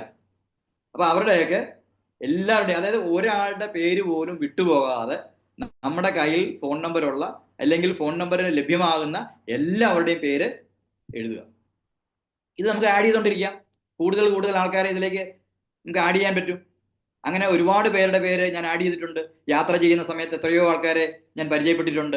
അടുത്ത കാലത്ത് യാത്ര ചെയ്തപ്പോൾ ട്രെയിനിൽ വെച്ച് ഒരാളെ പരിചയപ്പെട്ടു. അദ്ദേഹം ഡിണ്ടിഗൽ, തമിഴ്നാട്ടിലുള്ളൊരു സ്വദേശിയാണ്. അദ്ദേഹത്തിനോട് ഇതിനെക്കുറിച്ച് ബ്രീഫായിട്ട് പറഞ്ഞപ്പോൾ അദ്ദേഹം ആദ്യം പറഞ്ഞത്, എന്തായാലും വരുമാനം കിട്ടുന്ന ഒരു ബിസിനസ് ആണല്ലോ. എൻ്റെ രണ്ടാമത്തെ മോൻ, അദ്ദേഹത്തിൻ്റെ മൂത്ത മോൻ ആർമിയിലാണ്. അദ്ദേഹത്തിനെ കണ്ടിട്ട് തിരിച്ചു വരുന്ന വഴിക്കാണ് ഞാൻ കാണുന്നത്. അപ്പോൾ എൻ്റെ രണ്ടാമത്തെ മോന് PG ഒക്കെ ഉണ്ട്, പക്ഷേ ആദ്യം ചെയ്ത ജോലി നഷ്ടപ്പെട്ടു. പിന്നീട് രണ്ടാമതൊരു ജോലി കിട്ടിയെങ്കിലും അതത്ര നല്ല ജോലിയല്ല, ശമ്പളം കുറവാണ്. അദ്ദേഹത്തിന് പക്ഷേ ഈ ബിസിനസ് പറ്റുമായിരിക്കുമല്ലോ. അപ്പം ഞാൻ അദ്ദേഹത്തിൻ്റെ നമ്പറൊക്കെ വാങ്ങിച്ചു. അപ്പം അങ്ങനെ നമുക്ക് യാത്രയിലൊക്കെ ധാരാളം ആൾക്കാരെ പരിചയപ്പെടാൻ പറ്റും. അപ്പം അങ്ങനെയുള്ള എല്ലാവരുടെയും പേര് നമ്മൾ ഈ ഒരു നോട്ട്ബുക്കിൽ എഴുതി വെക്കുക, വ്യക്തമായിട്ട് എഴുതി വെക്കുക. അതാണ് ആദ്യം ചെയ്യേണ്ടത്. അപ്പം അങ്ങനെ നോട്ട്ബുക്കിൽ അവരുടെ പേരെഴുതുമ്പോൾ ഒരാളുടെ ഒരു പ്രിജുഡിസ് പാടില്ല. നമ്മൾ അയാൾ വരത്തില്ല, അയാൾ ചെയ്യത്തില്ല, അയാൾ വന്നാൽ ശരിയാകത്തില്ല, അങ്ങനെയൊന്നും നമ്മൾ ആരെയും കുറിച്ച് ചിന്തിക്കേണ്ട കാര്യമില്ല. നമുക്കറിയാവുന്ന എല്ലാവരുടെയും പേര് എഴുതുക. അതിനുശേഷം നമ്മൾ ചെയ്യേണ്ട ഒരു കാര്യം, ഇവിടെ സ്ലൈഡ് വിട്ടുപോയതാണ്. രണ്ടാമത് നമ്മൾ ചെയ്യേണ്ടതാണ് അതിൽ നിന്നും ഒരു ഷോർട്ട് ലിസ്റ്റ് ഉണ്ടാക്കുക. ഷോർട്ട് ലിസ്റ്റ് എന്ന് പറഞ്ഞാൽ ഇത്രയേ ഉള്ളൂ. നമ്മൾ എഴുതിയ ആ നോട്ട്ബുക്കിൻ്റെ ഒരു 5-6 പേജും കൂടെ മാറിയിട്ട് പുതിയൊരു പേജ് എടുത്ത് ഒരു ലിസ്റ്റ് ഉണ്ട്. ആ ലിസ്റ്റിൽ ഈ എഴുതിയിരിക്കുന്ന ആൾക്കാരിൽ നമുക്ക് ഏറ്റവും വേണ്ടപ്പെട്ട ആൾക്കാർ, ഞാൻ ഈ ബിസിനസ് തുടങ്ങിയ സമയത്ത് ആദ്യം തന്നെ കൊണ്ടുവന്നത് എൻ്റെ മോളെയാണ്. പുള്ളിക്കാരി അന്ന് ബാംഗ്ലൂർ ജോലി ചെയ്യുകയാണ്. സ്വാഭാവികമായിട്ടും ഞാൻ പറഞ്ഞതുകൊണ്ട് മാത്രം ഈ ബിസിനസ് ഏറ്റെടുത്തതാണ്. ATC വരെയൊക്കെ ആയി. പക്ഷേ ആ സമയത്ത് പ്രഗ്നൻ്റ് ആയി, കോവിഡ് വന്നു, പിന്നെ ഡെലിവറിയും മറ്റു കാര്യങ്ങളിലൊക്കെ പോയി. ഇപ്പം ഓസ്ട്രേലിയയിലേക്ക് പോകാനായിട്ടിരിക്കുന്നതുകൊണ്ട് കണ്ടിന്യൂ ചെയ്യുന്നില്ല. ഇപ്പോഴും നമ്മുടെ പ്രോഡക്റ്റ് ഉപയോഗിക്കുന്നു. അത്യാവശ്യം ലീഡ്സൊക്കെ എനിക്ക് തരാറുണ്ട്. അപ്പം അങ്ങനെയുള്ള ഏറ്റവും വേണ്ടപ്പെട്ട ആൾക്കാർ, അത് ഒരു പക്ഷേ ചിലപ്പോൾ നമ്മുടെ അച്ഛനാകാം, അമ്മയാകാം, സഹോദരങ്ങളാകാം, ഞാൻ ഈ പറഞ്ഞതുപോലെ നമ്മുടെ മോനോ മോളോ ആകാം, അല്ലെങ്കിൽ നമ്മുടെ കൂടെ വളരെ ചെറുപ്പം മുതൽ പഠിച്ച നമ്മുടെ ഏറ്റവും ബെസ്റ്റ് ഫ്രണ്ട് ആകാം. അങ്ങനെയൊക്കെയുള്ള ഒരു 10 പേരുടെ ലിസ്റ്റ് ഒന്ന് പ്രത്യേകം എഴുതുക. അത് എഴുതുന്നത് വേറൊന്നും കൊണ്ടല്ല, അത്തരത്തിലുള്ള ആൾക്കാരെയാണ് തുടക്കത്തിൽ നമ്മൾ ഈ ബിസിനസ്സിൽ കൊണ്ടുവരാനായിട്ട് ശ്രമിക്കേണ്ടത്. അല്ലാതെ എവിടെയോ വെച്ച് ഞാൻ നേരത്തെ പറഞ്ഞതുപോലെ ട്രെയിൻ വെച്ച് കണ്ടു, അതെൻ്റെ ലിസ്റ്റിലുണ്ട്, ഞാൻ ഇടയ്ക്കിടയ്ക്ക് വിളിക്കാറുണ്ട്. ആ ബന്ധം ഒന്ന് ശരിയാക്കി എടുത്തതിന് ശേഷമാണ് എനിക്ക് അങ്ങോട്ട് പോകേണ്ടത്. അല്ലാതെ ട്രെയിൻ വെച്ച് കണ്ട ആളെ പിറ്റേ ദിവസം തന്നെ പോയി പ്ലാൻ പറയുക എന്ന് പറഞ്ഞാൽ ആ സെയിൽസ് ക്ലോസ് ചെയ്യുക എന്ന് പറയുന്നത് ഒരല്പം ബുദ്ധിമുട്ടുള്ള കാര്യമാണ്. എപ്പോഴും നടക്കണമെന്നില്ല, ചിലപ്പോൾ നടക്കാം. അപ്പം അതിനേക്കാൾ നല്ലത് നമുക്ക് വ്യക്തമായിട്ട് കാര്യങ്ങൾ പറഞ്ഞു കൊടുത്തു കഴിഞ്ഞാൽ അത് മനസ്സിലാക്കാനും നമ്മുടെ കൂടെ നിൽക്കാനും പറ്റുന്ന നമ്മുടെ ഏറ്റവും വേണ്ടപ്പെട്ട ആൾക്കാരിലേക്കാണ് നമ്മൾ ഈ ബിസിനസ് ആദ്യം കൊണ്ടുപോകേണ്ടത്. അപ്പോൾ ഇവിടെ അവരെ ക്ഷണിക്കണം. അങ്ങനെ ക്ഷണിക്കാൻ നേരത്ത് അതിനൊരു പ്രത്യേകതയുണ്ട്. ഈ പ്രോസ്പെക്റ്റിംഗ് എന്ന് പറയുന്നത് നമ്മൾ ഒരിക്കലും ആൾക്കാരെ പിടിക്കുന്ന പരിപാടി, നമ്മൾ കൊളോക്കിലാക്കിയിട്ട് പറയണ്ട അവനെ പിടിക്കണം, അങ്ങനെ ഒരിക്കലും പറയാൻ പാടില്ല. ആരുടെയും മുന്നിൽ വെച്ചോ അല്ലെങ്കിൽ നമ്മൾ സ്വയമേ പറയാൻ പാടില്ല. Prospecting is sharing an opportunity. നമുക്ക് കിട്ടിയിരിക്കുന്ന അതേ അവസരം തന്നെ നമുക്ക് ഏറ്റവും വേണ്ട ആൾക്കാർക്ക് കൊടുക്കുന്ന ആ ഒരു പ്രക്രിയയ്ക്കാണ് പ്രോസ്പെക്റ്റിംഗ് എന്ന് പറയുന്നത്. അങ്ങനെ കൊടുത്താൽ മാത്രമേ നമുക്ക് നല്ല ആൾക്കാരെ നമ്മുടെ ടീമിലേക്ക് കൊണ്ടുവരാൻ പറ്റുള്ളൂ. We should create A need or curiosity in there mind. അതായത് നമ്മൾ ഒരാളെ ഇൻവൈറ്റ് ചെയ്യുമ്പോൾ നമുക്ക് എന്തെങ്കിലും നേട്ടത്തിന് വേണ്ടി അല്ല, അതേസമയം അവർക്ക് എന്തെങ്കിലും ഗുണം കിട്ടാൻ വേണ്ടിയാണ് നമ്മൾ ക്ഷണിക്കുന്നത് എന്നുള്ളൊരു തോന്നൽ അവരിൽ ജനിപ്പിച്ചാൽ മാത്രമേ നമ്മൾ ക്ഷണിക്കുന്ന സ്ഥലത്തേക്ക് അവർ വരത്തുള്ളൂ. ഒന്നും കൂടെ ഞാൻ പറയാം, നമ്മൾ ക്ഷണിക്കുന്നത് ആരെയാണോ അവർക്ക് നമ്മൾ ക്ഷണിക്കുന്നതിലൂടെ ഏതെങ്കിലും രീതിയിലുള്ള, അത് സാമ്പത്തികമാകാം, ശാരീരികമായിട്ടുള്ള നേട്ടങ്ങളാകാം, അങ്ങനെയുള്ള എന്തെങ്കിലും നേട്ടങ്ങൾ കിട്ടും എന്ന ബോധ്യം അവരിൽ ഉണ്ടായാൽ മാത്രമേ അവര് നമ്മുടെ കൂടെ ബിസിനസ്സിലേക്ക് വരുള്ളൂ. അല്ലാതെ നമുക്ക് എന്തെങ്കിലും നേട്ടം ഉണ്ടാക്കാൻ വേണ്ടി സാധാരണഗതിയിൽ ആരും വരാറില്ല. അപ്പൊ അതുകൊണ്ട് തന്നെ ആ രീതിയിലുള്ള ഒരു ഇൻവിറ്റേഷൻ ആണ് നമ്മൾ നടത്തേണ്ടത്. ആ സമയത്ത്, ആ ഇൻവൈറ്റ് ചെയ്യുന്ന സമയത്ത് we should create A need or curiosity in there mind. ഒരു ക്യൂരിയോസിറ്റി വെച്ച് വേണം നമ്മൾ സംസാരിക്കാനായിട്ട്. അതല്ലാതെ നമ്മൾ അവിടെ ചെന്നിട്ട് എല്ലാ കാര്യങ്ങളും പറയാൻ പാടില്ല. സാധാരണഗതിയിൽ നമുക്ക് ഏറ്റവും നല്ല രീതിയിൽ ഒരാളെ നമ്മുടെ മീറ്റിങ്ങിലേക്ക് ക്ഷണിക്കാൻ പറ്റുന്നത് ഫോണിലൂടെയാണ്. നേരിട്ട് ചെന്ന് ഇൻവൈറ്റ് ചെയ്യാനായിട്ട് ഒരിക്കലും നമ്മൾ ശ്രമിക്കരുത്. കാര്യം, നേരിട്ട് ചെന്ന് പറയുമ്പോൾ സ്വാഭാവികമായിട്ടും ഒരുപാട് ചോദ്യങ്ങൾ നമ്മുടെ നേരെ വരും. എന്താണ്, ഒന്ന് പറ, ഏത് കമ്പനിയുടെയാണ്, എന്തിനു വേണ്ടിയാണ്, ഏത് പ്രോഡക്റ്റ് ആണ്, MLM ആണോ, ഡയറക്റ്റ് സെല്ലിംഗ് ആണോ, ഇങ്ങനെയൊക്കെയുള്ള ഒരുപാട് ചോദ്യങ്ങൾ വരും. അവരുടെ മനസ്സിൽ നമ്മൾ കാണുന്ന MLM-ഓ ഡയറക്റ്റ് സെല്ലിങ്ങോ നെറ്റ്വർക്ക് മാർക്കറ്റിങ്ങോ ആയിരിക്കത്തില്ല. അവര് വേറെയോ ആരോ ആൾക്കാർ കിട്ടിയ തെറ്റായ കുറെ ധാരണകളായിരിക്കും അവരുടെ മനസ്സിലുള്ളത്. അപ്പൊ അതുകൊണ്ട് തന്നെ അതെന്തെങ്കിലും പറഞ്ഞു കഴിഞ്ഞാൽ അവരൊരിക്കലും നമ്മുടെ കൂടെ ബിസിനസ്സിലേക്ക് വരത്തില്ല. അപ്പൊ അതുകൊണ്ട് വളരെ സിമ്പിളായിട്ട് മാത്രം അവരെ ക്ഷണിക്കുക.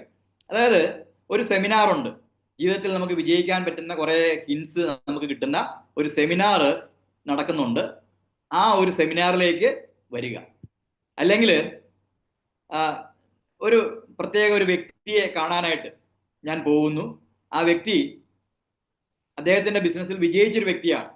അദ്ദേഹം ആ വിജയിച്ച കഥകൾ നമ്മളോട് പറഞ്ഞു തരും. എങ്ങനെയാണ് അദ്ദേഹം വിജയിച്ചത്, അല്ലെങ്കിൽ എങ്ങനെയാണ് ആ ഇൻഡസ്ട്രിയിൽ അദ്ദേഹം വളർന്നത്, വരുമാനമാക്കുന്നത് എങ്ങനെയാണ്, അങ്ങനെയുള്ള കാര്യങ്ങൾ മാത്രം പറയുക. അവിടെ മീറ്റിംഗ് എന്നോ ക്ലാസ് എന്നോ MLM എന്നോ സെയിൽസ് എന്നോ ജോയിനിങ് എന്നോ ഒന്നും തന്നെ പറയാൻ പറ്റും. വളരെ കാഷ്വലായിട്ട് നമുക്ക് ഏറ്റവും വേണ്ടപ്പെട്ട ആൾക്കാരാണ് നമ്മൾ വിളിക്കുന്നത്. അപ്പൊ അവരോട് ഇന്നടുത്ത് വരാൻ പറയുക. പറ്റുമെങ്കിൽ ആ ഹോട്ടലിന്റെ പേര് പോലും വേണമെങ്കിൽ പറയേണ്ട കാര്യമില്ല, അതിനടുത്തുള്ള ഒരു ജംഗ്ഷൻ പറയുക. അതിനേക്കാൾ നല്ലത്, ഏറ്റവും നല്ലത് എൻ്റെ അനുഭവത്തിൽ എനിക്ക് തോന്നിയത് ഇതാണ്. ആ വിളിക്കുന്ന കക്ഷിയെ അദ്ദേഹത്തിന്റെ സ്ഥലത്ത്, അദ്ദേഹം ചിലപ്പോൾ വീട്ടിലായിരിക്കാം, അല്ലെങ്കിൽ ജോലി സ്ഥലത്തായിരിക്കാം, എവിടെയാണോ ആ സ്ഥലത്ത് പോയി അദ്ദേഹത്തെ കൂട്ടിക്കൊണ്ട് നമ്മുടെ മീറ്റിങ്ങിൽ വരിക. മീറ്റിങ്ങിൽ വന്ന് അദ്ദേഹത്തിന്റെ കൂടെ അവിടെ ഇരുന്നതിന് ശേഷം അദ്ദേഹത്തിനോട് പറയാം, ഇതിനെക്കുറിച്ച് വിശദമായിട്ട് പറഞ്ഞു കഴിഞ്ഞാൽ ഒരുപക്ഷെ താൻ വരത്തില്ല, അതുകൊണ്ടാണ് ഞാൻ വിശദമായിട്ട് പറയാറുന്നത്, സംഭവം എന്താണെന്ന് നമ്മൾ ജസ്റ്റ് ഒന്ന് പറഞ്ഞു കൊടുക്കുക. ഒരു അവസരമാണ്, അതൊന്ന് കേൾക്കുക. കേട്ടതിന് ശേഷം നമുക്ക് അതിനെക്കുറിച്ച് ഡിസ്കസ് ചെയ്യാം. അപ്പം പ്ലാൻ പ്രസന്റേഷൻ എന്ന് പറയുന്നത് നമുക്ക് ഈ ഒരു ബിസിനസ് അവസരം മറ്റുള്ളവർക്ക് പറഞ്ഞു കൊടുക്കാൻ പറ്റുന്നത് പല രീതിയിലാണ്. അതിൽ ഏറ്റവും നല്ലതെന്ന് പറയുന്നത് നമ്മുടെ ഏറ്റവും ബഹുമാനപ്പെട്ട നമ്മുടെ കമ്പനി. ഈ കമ്പനി എല്ലാ സ്ഥലങ്ങളിലും, ഇന്ത്യയിലുള്ള മിക്കവാറും എല്ലാ സ്ഥലങ്ങളിലും ഏറ്റവും നല്ല ഹോട്ടലുകളിൽ വെച്ച്, പ്രത്യേകിച്ച് ഇപ്പം കേരളത്തിലാണെങ്കിൽ 14 ജില്ലകളിലും മറ്റ്, ഞാൻ നമ്മുടെ വെബ്സൈറ്റിലേക്ക് കയറി കഴിഞ്ഞാൽ കാണാൻ പറ്റും, മറ്റ് പല സംസ്ഥാനങ്ങളിലും ഇല്ലാത്ത ഒരു അഡ്വാൻറ്റേജ് ആണ്, അല്ലെങ്കിൽ ഒരു സർവീസാണ് കമ്പനി നമുക്ക് തന്നിരിക്കുന്നത്. എല്ലാ ജില്ലകളിലും ഉണ്ട്. ഉദാഹരണം പറഞ്ഞാൽ ഇപ്പം തമിഴ്നാട്ടിൽ എനിക്ക് തോന്നുന്നു പകുതി ജില്ലകളിൽ പോലും തുടങ്ങിയിട്ടില്ല. അപ്പൊ അത്രയും അഡ്വാൻറ്റേജ് നമുക്ക് കേരളത്തിൽ മലയാളികൾക്കുണ്ട്. അപ്പൊ അതുകൊണ്ട് തന്നെ നമ്മുടെ ഡ്യൂട്ടി എന്ന് പറയുന്നത് ഇത്രയും നല്ല ഹോട്ടലുകളിൽ കമ്പനി ഇനിഷ്യേറ്റീവ് എടുത്ത് നടത്തുന്ന കമ്പനി GTSൽ മാക്സിമം പാർട്ടിസിപ്പേഷൻ ഉണ്ടാക്കിയെടുക്കുക. നമ്മുടെ ഏറ്റവും വേണ്ടപ്പെട്ട ആൾക്കാരെ അവിടെ കൊണ്ടുവരിക. അങ്ങനെയാണെങ്കിൽ ആ കൊണ്ടുവരുന്നതിൽ ഒരു 75%, ചില സമയങ്ങളിൽ 100% ആൾക്കാരെ, അതായത് 10 പേരെ നമ്മൾ പങ്കെടുപ്പിച്ചു കഴിഞ്ഞാൽ 10 പേരെയും, അതായത് ആൾക്കാരുടെ, ചില ആൾക്കാരുണ്ടല്ലോ എന്തിനേയും നെഗറ്റീവായിട്ട് കാണുന്നു, നമ്മൾ ഹൃദയം തുറന്നു കാണിച്ചാലും അത് മറ്റെന്താണെന്ന് പറയുന്ന ആൾക്കാരുണ്ട്. അവരുടെ ചിലപ്പം നമുക്ക് സെയിൽസ് ക്ലോസിംഗ് നടത്താൻ പറ്റത്തില്ല. അതല്ലാതെ പോസിറ്റീവായിട്ട് ചിന്തിക്കുന്ന ഒരാൾ, ജീവിതത്തിലൊരു മാറ്റം വേണമെന്ന് ആഗ്രഹിക്കുന്ന ഒരാൾ, ജീവിതത്തിലൊരു നല്ല രീതിയിലുള്ളൊരു വരുമാനം വേണമെന്ന് ആഗ്രഹിക്കുന്ന ആൾ, അല്ലെങ്കിൽ ഫ്യൂച്ചറിലേക്കുള്ള ബിസിനസ്സിനെ കുറിച്ച് ചിന്തിക്കുന്ന ആൾക്കാർ, അല്ലെങ്കിൽ ഒരു അഡീഷണൽ ഇൻകം വേണമെന്ന് ആഗ്രഹിക്കുന്ന ആൾക്കാർ, അങ്ങനെയുള്ള ഒരാളെയാണ് നമ്മൾ മീറ്റിങ്ങിൽ പങ്കെടുപ്പിക്കുന്നതെങ്കിൽ തീർച്ചയായിട്ടും ആ ആളെ നമുക്ക് ബിസിനസ്സിലേക്ക് സ്പോൺസർ ചെയ്യാൻ പറ്റും. അതുകൊണ്ട് നമ്മുടെ ഡ്യൂട്ടി എന്ന് പറയുന്നത് ഇതാണ്, മാക്സിമം ഗസ്റ്റിനെ എല്ലാ ആഴ്ചയിലും നടക്കുന്ന കമ്പനി GTSൽ പങ്കെടുപ്പിക്കുക. അവിടെ ഇഷ്ടംപോലെ ലീഡേഴ്സ് ഉണ്ട്, അവരുടെ എക്സ്പീരിയൻസ് ഒക്കെ കേൾക്കാം. ഒരുപക്ഷെ ആ വന്നയാൾ ജോലി ചെയ്യുന്ന മേഖലയിൽ നിന്നും ഈ ബിസിനസ്സിൽ വരികയും അയാൾ ഒരിക്കലും ചിന്തിക്കാത്ത രീതിയിലുള്ള വരുമാനം വാങ്ങിക്കുകയും അദ്ദേഹത്തിന്റെ നേട്ടങ്ങളൊക്കെ പറയുകയും ചെയ്യുമ്പോൾ സ്വാഭാവികമായിട്ടും ആ രംഗത്ത് തന്നെ പ്രവർത്തിക്കുന്ന നമ്മുടെ ഗസ്റ്റിന് ഈ ബിസിനസ് ചെയ്യണമെന്ന് 100% ആഗ്രഹം ഉണ്ടാകും. അപ്പൊ അതുകൊണ്ട് കഴിയുന്നതും കമ്പനിയുടെ മീറ്റിംഗ് സെന്ററിലേക്ക് ആൾക്കാരെ കൊണ്ടുവരിക എന്നുള്ളതാണ് ഏറ്റവും നല്ല മാർഗം. രണ്ടാമത്തത് ഹൗസ് മീറ്റിംഗ്. ഹൗസ് മീറ്റിംഗ് എന്ന് പറയുമ്പം പുതിയതായിട്ട് തുടങ്ങുന്ന ഒരാൾക്ക് ഏറ്റവും നന്നായിട്ട് അറേഞ്ച് ചെയ്യാൻ പറ്റുന്ന ഒരു കാര്യമാണ് ഹൗസ് മീറ്റിംഗ്. ഏതാണ്ട് 60% ആ ഒരു മീറ്റിംഗിൽ പങ്കെടുക്കുന്ന പോസിറ്റീവായിട്ട് ചിന്തിക്കുന്നതിൽ 60% ആൾക്കാരെ നമുക്ക് ഹൗസ് മീറ്റിംഗിൽ സെയിൽസ് ക്ലോസിംഗ് നടത്താൻ പറ്റും. അതിനൊക്കെ ഞാൻ വിശദമായിട്ട് പിന്നീട് പറയാം. പേഴ്സണൽ മീറ്റിംഗ്, നമ്മൾ ഒരാളോട് പേഴ്സണലായിട്ട് പറയുന്നത്, അത് അത്ര വിജയകരമായിട്ട് നടത്താൻ പറ്റുന്ന ഒരു കാര്യമായിട്ട് എനിക്ക് തോന്നുന്നില്ല. നമുക്ക് നടത്താവുന്നതേ ഉള്ളൂ, അത് പക്ഷേ ഏറ്റവും ക്ലോസ് ആയിട്ടുള്ള ആൾക്കാർ. രണ്ടാമത്തത്, ഒരു കാരണവശാലും ഹൗസ് മീറ്റിങ്ങിലോട്ടോ അല്ലെങ്കിൽ ഒരു വീക്ക്ലി മീറ്റിങ്ങിലേക്കോ വരാനുള്ള സാഹചര്യം ഇല്ലാത്ത ആൾക്കാരെ നമുക്ക് പേഴ്സണലായിട്ട് കാണാം. പക്ഷേ ഞാൻ ആദ്യം പറഞ്ഞതുപോലെ വളരെ അടുത്ത ആൾക്കാരായി മാത്രമേ നമ്മൾ അതിന് ശ്രമിക്കാവൂ. നാലാമത്തത് സൂം മീറ്റിംഗ്. നമ്മൾ കൊറോണ സമയത്ത് തുടങ്ങിയതാണ്. നമുക്ക് ലോകത്തിന്റെ ഏത് ഭാഗത്തുള്ള ഒരാളോട് പോലും വീട്ടിലിരുന്നുകൊണ്ട് ബിസിനസ് പ്ലാൻ പറയാൻ പറ്റുന്ന ഏറ്റവും നല്ലൊരു അവസരമാണ് സൂം മീറ്റിംഗ്. ധാരാളം ആൾക്കാരെ ഞാൻ ആ രീതിയിൽ ബിസിനസ്സിൽ കൊണ്ടുവന്ന് അല്ലെങ്കിൽ മീറ്റിംഗിൽ പങ്കെടുപ്പിച്ച് സെയിൽസ് ക്ലോസിംഗ് നടത്തിയിട്ടുണ്ട്. നല്ലൊരു മാർഗം തന്നെയാണ്. ഒരു ബേസിക് പ്ലാൻ, അതായത് ഈ ഒരു ബിസിനസ് ചെയ്യുന്ന ഒരാൾ, നമുക്കറിയാം റിക്രൂട്ട്മെന്റ് ആണ് ഈ ബിസിനസിന്റെ ഏറ്റവും പ്രധാനപ്പെട്ട ഒരു കാര്യം. പുതിയ പുതിയ ആൾക്കാരെ ബിസിനസ്സിലേക്ക് കൊണ്ടുവന്നാൽ മാത്രമേ നമുക്ക് നമ്മുടെ ടേൺ ഓവർ വർദ്ധിപ്പിക്കാനും വരുമാനം വർദ്ധിപ്പിക്കാനും പറ്റുകയുള്ളൂ. അപ്പൊ അതുകൊണ്ട് ഒരു മിനിമം പ്ലാൻ പ്രസന്റേഷൻ എങ്കിലും നമ്മൾ ഒരു മാസം നടത്തിയിരിക്കണം. അതായത് ആഴ്ചയിൽ ഒരു 5 പ്ലാൻ. വളരെ സിമ്പിളാണ്. ഒരു ദിവസം ഒരു പ്ലാൻ നടത്തിയാൽ പോലും ആഴ്ചയിൽ നമുക്ക് 7 പ്ലാൻ നടത്താൻ പറ്റും. ഇനി 2 ദിവസം നമുക്ക് പറ്റിയില്ലെങ്കിൽ പോലും മിനിമം ഏറ്റവും കുറഞ്ഞത് 5 പ്ലാൻ എങ്കിലും, അതായത് അത് GTSൽ പങ്കെടുപ്പിക്കുന്നതാകാം, പേഴ്സണലായിട്ട് പറയുന്നതാകാം, സൂമിൽ പങ്കെടുപ്പിക്കുന്നതാകാം, അല്ലെങ്കിൽ ഹൗസ് മീറ്റിംഗിൽ ഒറ്റ ഹൗസ് മീറ്റിംഗിൽ തന്നെ ചിലപ്പോൾ നമുക്ക് 10 പേരോട് പ്ലാൻ പറയാൻ പറ്റും ഒറ്റ ദിവസം കൊണ്ട്, അല്ലേ? അപ്പൊ ഇതൊരു മിനിമം റിക്വയർമെന്റ് ആണ്. ഒരാഴ്ചയിൽ മിനിമം 5 പേരോടെങ്കിലും നമ്മുടെ ബിസിനസ് പ്ലാൻ നമ്മൾ ഷെയർ ചെയ്തിരിക്കണം. അങ്ങനെയാണെങ്കിൽ 4 ആഴ്ച 20 പേരോട്, അതായത് ഒരു മാസം നമുക്ക് 20 പേരോട് പ്ലാൻ പറയാൻ പറ്റും. അപ്പൊ ഇത് ഒരു മിനിമം റിക്വയർമെന്റ് ആണ്. എല്ലാവരും ചെയ്യേണ്ട ഒരു മിനിമം കാര്യമാണ്. ഒരു ദിവസം ഒരു പ്ലാൻ എങ്കിലും ഒരാളോട് പറയാൻ ഇനിഷ്യേറ്റീവ് എടുക്കുക. ഹൗസ് മീറ്റിംഗ് നടത്തേണ്ടതിന്റെ വിശദമായിട്ടുള്ള കാര്യങ്ങളാണ് പറയുന്നത്. ഒരു 5 മുതൽ 10 പേരെ ആൾക്കാരെ മാത്രം ക്ഷണിക്കുക. മിനിമം ഒരു 5 പേര്. കാര്യം നമ്മുടെ ലീഡർ വരുമ്പോഴത്തേക്ക് അല്ലെങ്കിൽ പുതിയതായിട്ട് ഒരാൾ ഇത് കേൾക്കാൻ വരുമ്പോൾ ആ ആള് മാത്രമേ ഉള്ളൂ എന്നൊരു തോന്നൽ അദ്ദേഹത്തിന് ഉണ്ടാകാൻ പാടില്ല. അപ്പൊ അതുകൊണ്ട് മിനിമം ഒരു 5 പേര്, അതായത് ഒരു 10 പേരെ എങ്കിലും നമ്മൾ ഇൻവൈറ്റ് ചെയ്യുക. ആ ഇൻവൈറ്റ് ചെയ്യുന്ന ആൾക്കാരെന്ന് പറയുന്നത് തൊട്ടടുത്തൊക്കെ തന്നെയുള്ള ആൾക്കാരായിരിക്കും. ഒരുപാട് ദൂരെയുള്ളവരെ വിളിച്ചു കഴിഞ്ഞാൽ അവർക്ക് വരാൻ പറ്റത്തില്ല. രണ്ടാമത്തത്, നമ്മളുമായിട്ട് നല്ല ബന്ധമുള്ള ആളെ ആയിരിക്കും. ഇപ്പം നമ്മുടെ ഈ പുതിയ സംസ്കാരമൊക്കെ നമുക്കറിയാം. നഗരങ്ങളിലൊക്കെ തൊട്ടടുത്തുള്ള വീടുകളിൽ താമസിക്കുന്നത് ആരാണെന്ന് പോലും അറിയാൻ പാടില്ലാത്ത ധാരാളം ആൾക്കാർ നമ്മുടെ നാട്ടിലുണ്ട്. അപ്പം ഇന്നലെ വരെ, ഒരു വർഷമായിട്ട് അവരവിടെ താമസിക്കുകയാണ്, ഇന്നലെ വരെ അവരോട് നമ്മൾ മിണ്ടിയിട്ടില്ല, അല്ലെങ്കിൽ അവരാരാണെന്ന് നമുക്ക് അറിഞ്ഞുകൂടാ, അല്ലെങ്കിൽ അവരെക്കുറിച്ച് നമ്മൾ ബോധർ ചെയ്യുന്നതേ ഇല്ല. അങ്ങനെ ഒരാളെ പെട്ടെന്ന് വിളിച്ചിട്ട് നാളെ എൻ്റെ വീട്ടിലോട്ടൊന്ന് വരണം, ഒരു കാര്യം ഡിസ്കസ് ചെയ്യാനാണ് എന്ന് പറഞ്ഞു കഴിഞ്ഞാൽ ഒരിക്കലും അദ്ദേഹം വരത്തില്ല. അതുകൊണ്ട് നമുക്ക് ഏറ്റവും വേണ്ടപ്പെട്ട, നമുക്ക് നന്നായിട്ട് അറിയാവുന്ന, നമ്മളുമായിട്ട് ദിവസവും കാണുകയും സംസാരിക്കുകയും ഇന്ററാക്ഷൻ ഒക്കെ നടത്തുന്ന ഹോട്ട് ആയിട്ടുള്ള ആൾക്കാരെയാണ് ഹൗസ് മീറ്റിംഗിലേക്ക് വിളിക്കേണ്ടത്. അങ്ങനെ വിളിച്ചു വരുത്തി കഴിഞ്ഞാൽ അവിടെ പ്ലാൻ പറയാനായിട്ട് നമ്മുടെ അപ്ലൈൻ ലീഡർ വരും. അദ്ദേഹത്തിൻ്റെ കൂടെ ചിലപ്പോൾ വേറൊരാളും കൂടെ കാണും. അങ്ങനെ 1-2 ലീഡേഴ്സ് വരും. ആ സമയത്ത് ഇവരെ എല്ലാവരെയും വെൽക്കം ചെയ്യേണ്ട ഡ്യൂട്ടി ആ ഗ്രഹനാഥന് അല്ലെങ്കിൽ ഗ്രഹനാഥയ്ക്കാണ്, അല്ലെങ്കിൽ ആ വീട്ടിൽ ബിസിനസ് ചെയ്യുന്ന വ്യക്തിക്കാണ് അവരെ ഇൻവൈറ്റ് ചെയ്യാനുള്ള ഡ്യൂട്ടി. അതല്ലാതെ അത് ലീഡറിനെ കൊണ്ട് ഒരിക്കലും സംസാരിപ്പിക്കാൻ പാടില്ല. അങ്ങനെ അങ്ങനെ ഒരു വെൽക്കം സ്പീച്ച് നടത്തിയാലേ അദ്ദേഹത്തിന്റെ ഒരു പ്രോഗ്രാമായിട്ട് ഈ വരുന്ന ആളുകൾക്ക് തോന്നത്തുള്ളൂ. അല്ലെങ്കിൽ അവർ വിചാരിക്കുന്നത് ഈ വന്ന രണ്ടുപേർക്കും എന്തോ പറയാൻ വേണ്ടിയാണ് അദ്ദേഹം നമ്മളെ വിളിച്ചിരിക്കുന്നതെന്ന്. അത് പാടില്ല. വെൽക്കം ചെയ്യേണ്ടത് അദ്ദേഹം തന്നെയാണ്. അതുപോലെ തന്നെ മീറ്റിംഗ് തുടങ്ങുന്നതിന് മുമ്പായിട്ട് എല്ലാവരോടും ഒരു അഭ്യർത്ഥന കൊടുക്കുക. ഒന്നിൽ ഫോൺ സ്വിച്ച് ഓഫ് ചെയ്യുക, അല്ലെങ്കിൽ സൈലന്റ് മോഡിൽ ഇടുക. അതുപോലെ തന്നെ കൊച്ചു കുട്ടികളൊക്കെ ഉണ്ടെങ്കിൽ, ഓടി നടക്കുന്ന കുട്ടികളൊക്കെ ഉണ്ടെങ്കിൽ അവര് മീറ്റിംഗ് സ്ഥലത്തേക്ക് വരാതിരിക്കാൻ വേണ്ടി അവരെ മാറ്റി നിർത്തുക. അതുപോലെ തന്നെ നമ്മുടെ വീട്ടിൽ പെറ്റ്സ് ഒക്കെ ഉണ്ടെങ്കിൽ, പട്ടിയോ പൂച്ചയൊക്കെ ഉണ്ടെങ്കിൽ അവർ വരാതിരിക്കാനായിട്ട് ശ്രദ്ധിക്കുക. നല്ലൊരു അറ്റ്മോസ്ഫിയറിൽ ഇരുന്ന് മാത്രം ഹൗസ് മീറ്റിംഗ് എടുക്കാനായിട്ട് ശ്രമിക്കുക. അതിൻ്റെ കൂടെ ആ മീറ്റിംഗ് തുടങ്ങുന്നതിന് മുമ്പായിട്ട് തന്നെ നമ്മുടെ അത്യാവശ്യം പ്രോഡക്റ്റുകൾ അവിടെയുള്ള മേശപ്പുറത്തൊന്ന് ഡിസ്പ്ലേ ചെയ്യുക. അങ്ങനെ ഡിസ്പ്ലേ ചെയ്യുമ്പോൾ പ്രോഡക്റ്റിന്റെ കാര്യങ്ങളാണ് പറയാനായിട്ട് അവിടെ ഇവരൊക്കെ വന്നിരിക്കുന്നത് എന്നുള്ളൊരു തോന്നൽ അവർക്കുണ്ടാവും.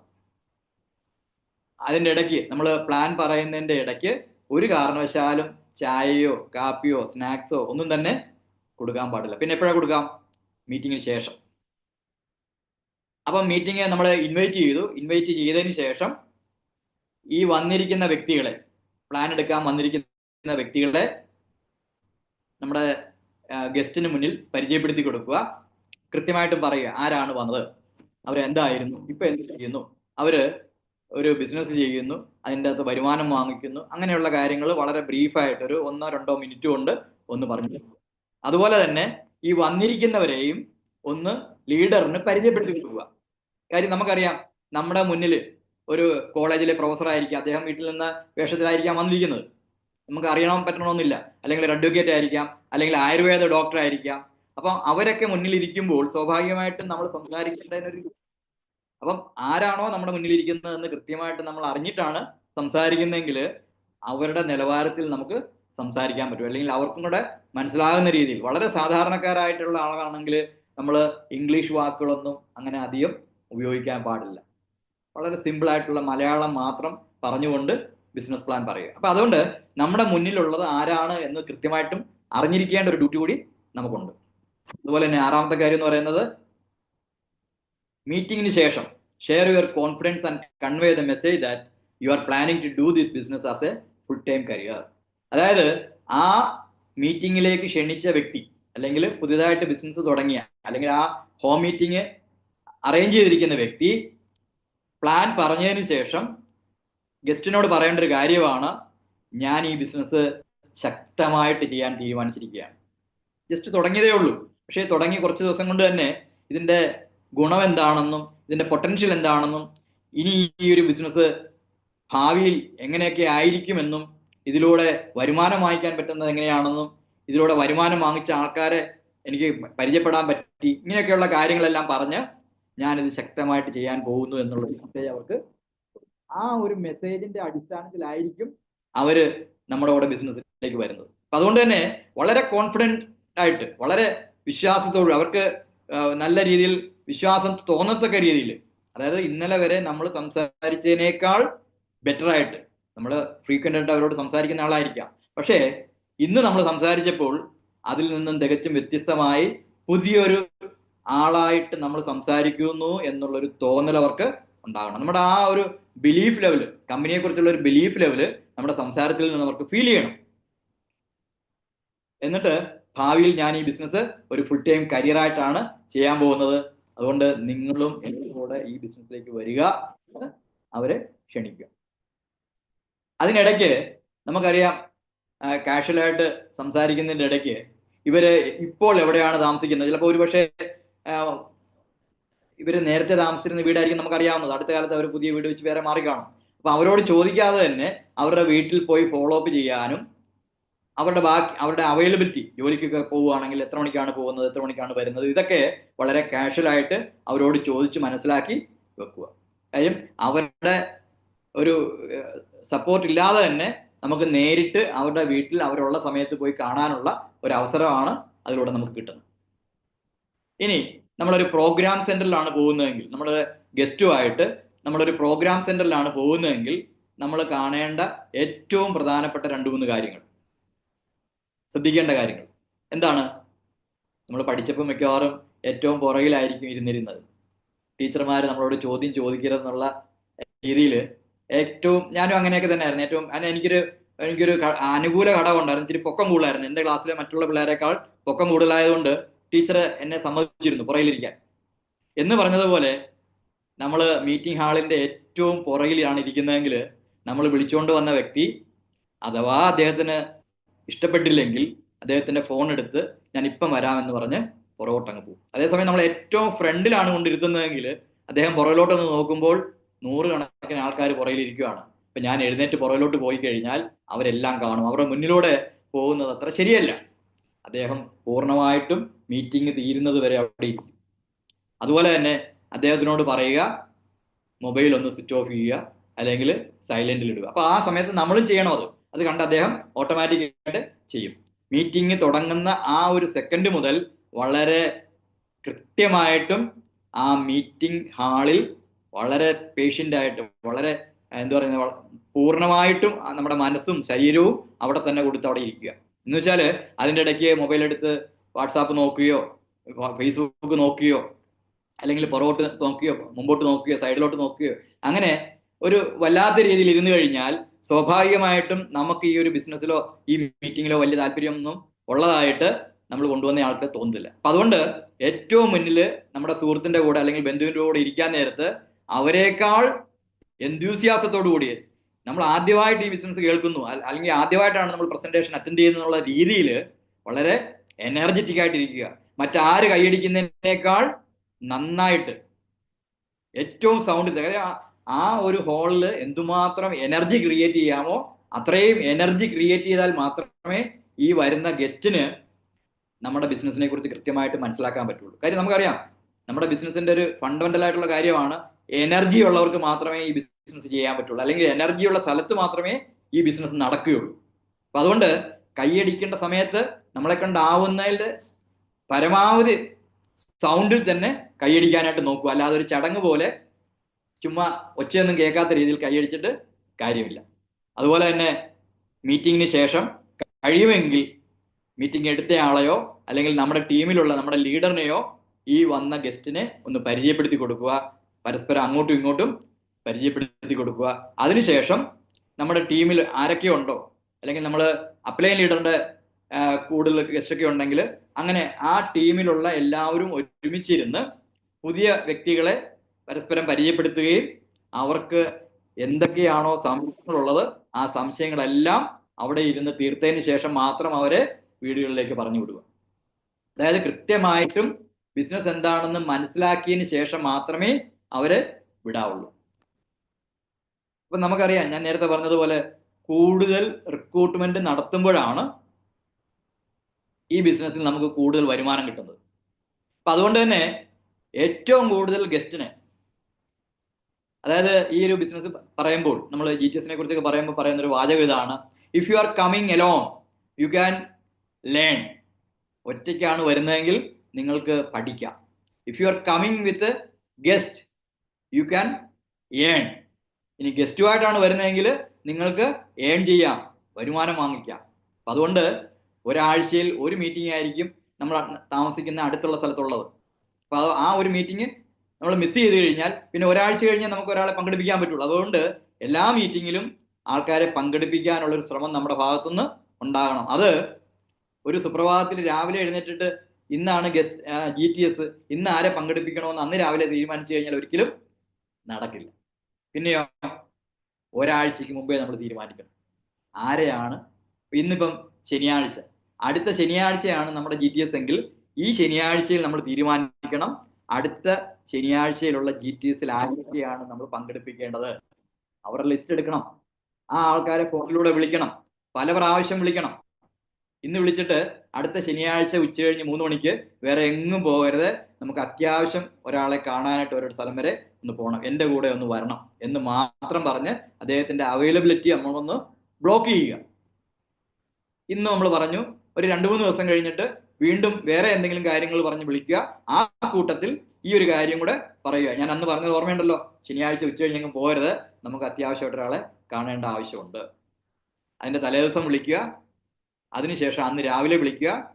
അദ്ദേഹത്തിനോട് പറയേണ്ട കാര്യമില്ല, നിങ്ങൾ മീറ്റിങ്ങിൽ എത്താൻ പറ്റുന്ന രീതിയിൽ അതിന് മുമ്പേ തന്നെ സമയത്ത് 3 മണിക്കാണെങ്കിൽ ആ സഞ്ചരിക്കാനുള്ള സമയം കണക്കാക്കി 2 മണിക്കോ 1 മണിക്കോ അദ്ദേഹത്തിന്റെ വീട്ടിൽ പോയി അദ്ദേഹത്തിനെ കൂട്ടിക്കൊണ്ട് ഈ മീറ്റിംഗിൽ പങ്കെടുപ്പിക്കുക. ചില ആൾക്കാർ ചെയ്യുന്ന തെറ്റായ ഒരു രീതിയാണ്, ഒരുപാട് പേരെ വിളിക്കും, കൃത്യമായിട്ടും ഇന്ന സ്ഥലത്ത് വരാനും പറയും. അവർ മീറ്റിംഗ് ഹാളിന്റെ വെളിയിൽ വന്നിങ്ങനെ നിൽക്കും, ഈ പറഞ്ഞ ആരും വരാൻ ഇതില്ല. കാര്യം വെച്ചാല് നമ്മൾ ആരെയാണോ വിളിച്ചത് അവർക്ക് അറിഞ്ഞൂടല്ലോ നമ്മുടെ മീറ്റിങ്ങിന്റെ പ്രാധാന്യം എന്താണെന്ന്. അപ്പൊ അതുകൊണ്ട് തന്നെ അവർ വരുന്ന വഴിക്ക് അവരുടെ വേറൊരു ഫ്രണ്ടിനെ കണ്ടു, എവിടെ പോകുന്നു, നമ്മുടെ ജയരാജ് എന്നെ ഒരു പരിപാടിക്ക് വിളിച്ചിരിക്കുകയാണ്. എന്ത് പരിപാടി, എന്തുവാണെന്നൊന്നും പറഞ്ഞില്ല, ഇന്ന സ്ഥലത്തേക്ക് എല്ലാം പറഞ്ഞു. അവനെ 2-3 ആഴ്ചയായിട്ട് ഇങ്ങനെ ഒരു ബിസിനസ് ചെയ്യുന്നുണ്ട്, അതിൻ്റെ അകത്ത് നിന്നെ ചേർക്കാൻ വേണ്ടി വല്ല ആയിരിക്കും. ആണോ?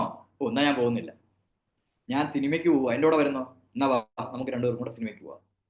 അപ്പൊ അതുകൊണ്ട് കഴിയുന്നതും കൂട്ടിക്കൊണ്ട് വരുന്നതാണ് ഏറ്റവും നല്ലത്. The number of team members will result in your future growth.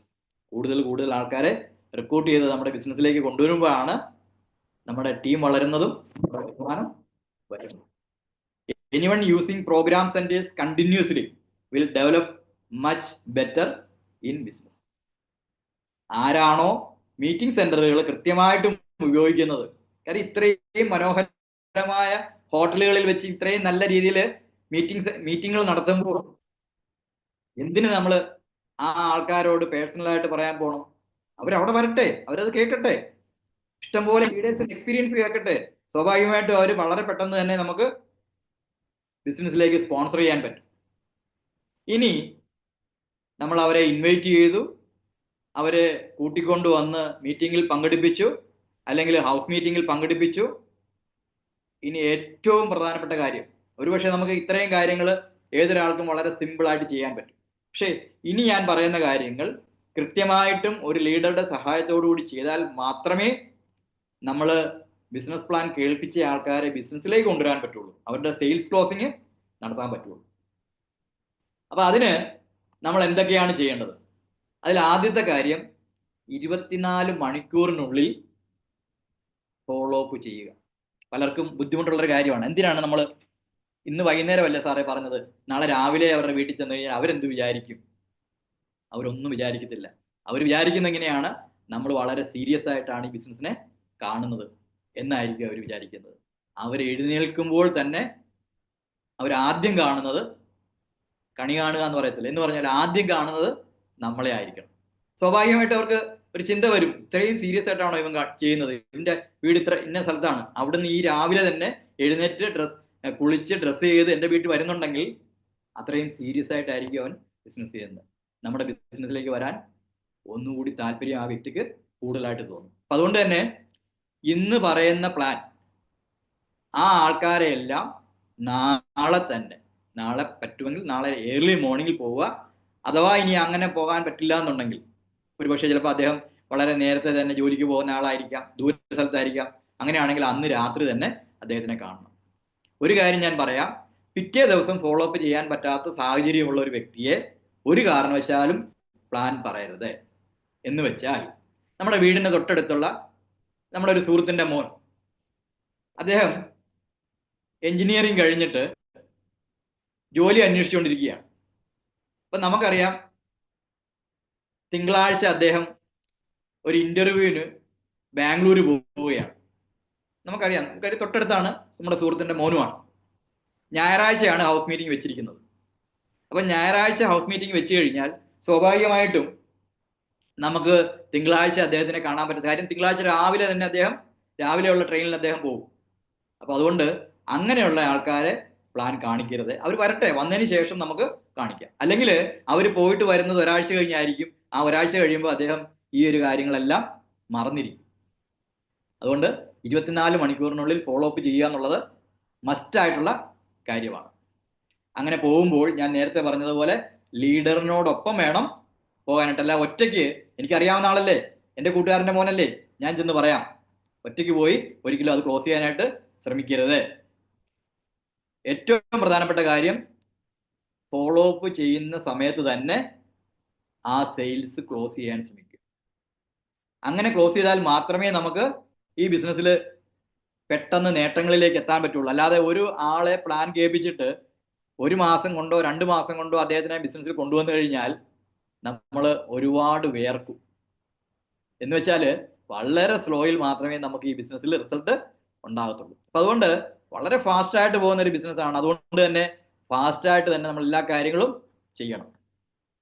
അങ്ങനെ പോകുമ്പോൾ നമ്മുടെ കയ്യിൽ കുറച്ച് ടൂൾസ് ഉണ്ടാകണം. എന്തൊക്കെയാണ് ടൂൾസ്? അതിലൊന്ന്, നമ്മുടെ കമ്പനിയെക്കുറിച്ചും ഈ ഇൻഡസ്ട്രിയെക്കുറിച്ചുമുള്ള ലേറ്റസ്റ്റ് ആയിട്ടുള്ള കാര്യങ്ങൾ ഉൾക്കൊള്ളുന്ന ഒരു ഫയൽ ഉണ്ടാകണം. അതൊരു പക്ഷേ ചിലപ്പോൾ നമുക്ക് ഇന്ന് ധാരാളം ബുക്ക്ലെറ്റുകളുണ്ട്. അതായത് കമ്പനിയുടെ പ്രോഡക്റ്റും ബിസിനസ് പ്ലാനും കമ്പനിയെക്കുറിച്ചുള്ള ഡീറ്റെയിൽസും എല്ലാം ഉൾക്കൊള്ളുന്ന ബുക്കുകളുണ്ട്. അത് നമ്മുടെ PUC കിട്ടും.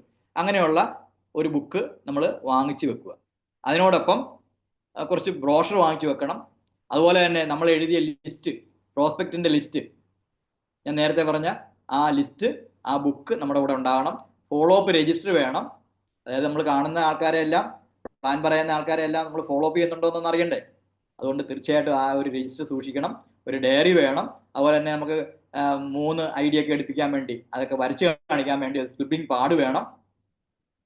പേന വേണം. അവിടെ ചെന്നിട്ട് സാറേ എനിക്ക് ഒരു പേന തരാമോ ഇതൊന്ന് വരച്ച് കാണിക്കാൻ വേണ്ടി, അങ്ങനെയൊന്നും ചോദിക്കാൻ പാടില്ല. പേനയും പെൻസിലും ഒക്കെ നമ്മൾ കൊണ്ടുപോകണം. അതുപോലെ തന്നെ ഓർഡർ ഫോം വേണം. ഏറ്റവും പ്രധാനപ്പെട്ട കാര്യം, നമ്മൾ പോകാൻ നേരത്ത് ഒരു കാരണവശാലും മിസ് ചെയ്യാൻ പാടില്ലാത്തൊരു കാര്യം, ആപ്ലിക്കേഷൻ ഫോം. പലരും ചെന്ന് കഴിഞ്ഞിട്ട് ഇനി ഞാൻ എന്താ ചെയ്യേണ്ടത് എന്നോട് ചോദിച്ചിട്ടുണ്ട്. ചില ഗസ്റ്റ് എന്നോട് ചോദിച്ചിട്ടുണ്ട്, കാര്യങ്ങളെല്ലാം മനസ്സിലായി, ഞാൻ ഇനി എന്താണ് ചെയ്യേണ്ടത്. അപ്പം ബാഗ് നോക്കുമ്പോഴായിരിക്കും ആപ്ലിക്കേഷൻ ഫോം ഇല്ല. നമ്മളെക്കുറിച്ച് എന്തായിരിക്കും ആ വ്യക്തി മനസ്സിലാക്കുന്നത്. അപ്പം അതുകൊണ്ട് ആ ഒരു വീട്ടിൽ പോകുമ്പോൾ ഈ പറഞ്ഞ എല്ലാ കാര്യങ്ങളും, പ്രത്യേകിച്ച് ആപ്ലിക്കേഷൻ ഫോം എപ്പോഴും നമ്മുടെ കൂടെ ഉണ്ടായിരിക്കണം. അങ്ങനെ ഫോളോ അപ്പിന് പോകുമ്പോൾ ധാരാളം ആൾക്കാർ പലതരത്തിലുള്ള ഒബ്ജെക്ഷൻസ് നമ്മളോട് പറയും. അയ്യോ, ഇത് മണി ചെയിൻ അല്ലേ, പഴയ കുപ്പായം പഴയ ശരീരത്തിൽ പുതിയ കുപ്പായിട്ട് വന്നിരിക്കുന്നു, ഇത് പഴയത് തന്നെയാണ്, പണ്ടത്തെ കാര്യങ്ങൾ തന്നെയാണ്. ഇങ്ങനെയൊക്കെയുള്ള ഒരുപാട് വിമർശനങ്ങൾ ഉണ്ടാവും. ഞാൻ ഈയിടെ ഒരു അഡ്വക്കേറ്റിൻ്റെ അടുത്ത് പോയി. അപ്പം ഞാൻ വിചാരിച്ചത് അദ്ദേഹത്തിന് ഡയറക്ട് സെല്ലിങ്ങിനെ കുറിച്ചൊക്കെ അത്യാവശ്യം അറിയാമായിരിക്കാം, അതിൻ്റെ ലേറ്റസ്റ്റ് ഡീറ്റെയിൽസ് ഒക്കെ അദ്ദേഹത്തിന് കിട്ടിക്കാണും എന്നൊക്കെയാണ് വിചാരിച്ചത്. പക്ഷേ എൻ്റെ ചിന്താഗതിക്ക് തികച്ചും എതിരായിട്ട് അദ്ദേഹം എന്നോട് പറയാണ്, ഇത് മണി ചെയിൻ അല്ലേ, ഒരു 60 വയസ്സൊക്കെയുള്ള ഒരു അഡ്വക്കേറ്റാണ്. പക്ഷെ അങ്ങനെ ഒരുപാട് പ്രാക്ടീസ് ചെയ്യുന്ന അഡ്വക്കേറ്റ് അല്ല. കാര്യം ഇത്രയും വിവരമൊക്കെ ഉള്ളെങ്കിൽ ആരും അങ്ങനെ ചെല്ലരുതല്ലോ. ഞാൻ എത്രയെല്ലാം കൺവിൻസ് ചെയ്യാൻ നോക്കിയിട്ടും അത് കേൾക്കാൻ പോലും അദ്ദേഹം തയ്യാറാകുന്നില്ല. അപ്പം അതുകൊണ്ട് നമ്മൾ തർക്കിക്കാൻ വേണ്ടിയല്ല പോകുന്നത്. അദ്ദേഹം പറയുന്ന, അതായത് നമ്മൾ പോകാൻ നേരത്തെ അവർ പറയുന്ന കാര്യങ്ങളെല്ലാം നമ്മൾ കേട്ടുകൊണ്ടിരിക്കുക. എന്നിട്ട് അവരോട് പറയേണ്ട ഇതാണ്, ഇങ്ങനെയൊക്കെ ആയിരുന്നു, ഒരു 10 15 വർഷത്തിന് മുമ്പ് സാറ് പറഞ്ഞതെല്ലാം ശരിയായിരുന്നു, ഇതിന് നിയമമൊന്നും ഇല്ലായിരുന്നു, ഒരുപാട് അനാവശ്യ കമ്പനികളെല്ലാം ഈ രംഗത്ത് വന്ന ആൾക്കാരെ ബുദ്ധിമുട്ടിച്ചിട്ടുണ്ട്. പക്ഷേ ഇപ്പോൾ ഇത് 100% ലീഗലായിട്ട് ഗവൺമെന്റിന്റെ സ്പോൺസർഷിപ്പിൽ ചെയ്യുന്ന ബിസിനസ് ആണെന്ന് അദ്ദേഹത്തിനെ പറഞ്ഞ് മനസ്സിലാക്കി കൊടുക്കുക. അദ്ദേഹം പറയുന്നത് മുഴുവൻ കേൾക്കുക. അത് 5 മിനിറ്റോ 10 മിനിറ്റോ കേൾക്കുക. അതിൻ്റെ അദ്ദേഹത്തിനെ ഇടയ്ക്ക് തർക്കിക്കാനൊന്നും പോകാൻ പാടില്ല. അവസാനം നമ്മൾ കാര്യങ്ങൾ പറയുക. ഇനി നെവർ ആസ്ക്. നമ്മൾ പ്ലാൻ കൊടുത്തതിന് ശേഷം ഒരിക്കലും ചോദിക്കാൻ പാടില്ലാത്ത 2 ചോദ്യങ്ങൾ. ഒന്ന്, എങ്ങനെ ഉണ്ടായിരുന്നു പരിപാടി, നമ്മുടെ പ്രോഗ്രാം എങ്ങനെ ഉണ്ടായിരുന്നു. ഒരു പ്രോഗ്രാമിന് ശേഷം, അത് GTS ആയിക്കൊള്ളട്ടെ, ഹൗസ് മീറ്റിംഗ് ആയിക്കൊള്ളട്ടെ, പേഴ്സണൽ മീറ്റിംഗ് ആയിക്കൊള്ളട്ടെ, ഒരു കാരണവശാലും നമ്മൾ ചോദിക്കാൻ പാടില്ല. കാര്യം അങ്ങനെ ചോദിക്കുമ്പോൾ സ്വാഭാവികമായിട്ട് ഒരു നെഗറ്റീവ് ഉത്തരം അദ്ദേഹം നമ്മൾക്ക് തരാൻ പറ്റും. ഇതുപോലെ എത്ര കേട്ടിരിക്കുന്നു, ഇതുപോലെ എന്തെല്ലാം കമ്പനികൾ വന്നിരിക്കുന്നു, വരും പോകും, ഇങ്ങനെയുള്ള കാര്യങ്ങൾ പറയും. അതിനു പകരം എല്ലാം കേട്ടതിന് ശേഷം നമുക്ക് ചോദിക്കാൻ പറ്റുന്നൊരു ചോദ്യമാണ്, സാറേ ബിസിനസ് എല്ലാം സാറ് കേട്ടു, സാറിന് എല്ലാം മനസ്സിലായി എന്ന് ഞാൻ കരുതുന്നു, സാറ് എന്നാണ് ബിസിനസ് തുടങ്ങുന്നത്? ഇന്ന് വേണമെങ്കിൽ നമുക്ക് തുടങ്ങാം, അഥവാ ഇന്നിനി സാമ്പത്തികം ബുദ്ധിമുട്ടോ അല്ലെങ്കിൽ സാറിന് വേറെ എന്തെങ്കിലും എൻഗേജ്മെൻറ്റോ ഉണ്ടെങ്കിൽ നാളെ രാവിലെ തന്നെ നമുക്ക് തുടങ്ങാം. അപ്പോൾ ഇന്ന് വേണമെങ്കിൽ ഞാൻ റെഡിയാണ്, സാറിനോടൊപ്പം വരുന്നു, നമുക്ക് സ്റ്റോറിൽ പോയി സാധനം എടുക്കാം. അപ്പോൾ 2 ഓപ്ഷനേ ഉള്ളൂ, ഇന്ന് തുടങ്ങുന്നോ നാളെ തുടങ്ങുന്നോ. അദ്ദേഹത്തിന് നെഗറ്റീവായിട്ടുള്ളൊരു ഉത്തരം പറയാനായിട്ട് നമ്മൾ സാഹചര്യം കൊടുക്കുന്നില്ല. ഇനി രണ്ടാമത് നമുക്ക് പറ്റുന്നൊരു മണ്ടത്തരമാണ്, ഹാവ് യു ഡിസൈഡഡ്, തീരുമാനം എടുത്തോ. അപ്പോൾ ഉടനെ പുള്ളി എന്ന് പറയും, എനിക്കൊന്ന് ആലോചിക്കണം, ഞാൻ വീട്ടിൽ പോയി വൈഫുമായിട്ടൊന്ന് ആലോചിക്കട്ടെ. അല്ലെങ്കിൽ മക്കളുമായിട്ടൊന്ന് ആലോചിക്കട്ടെ.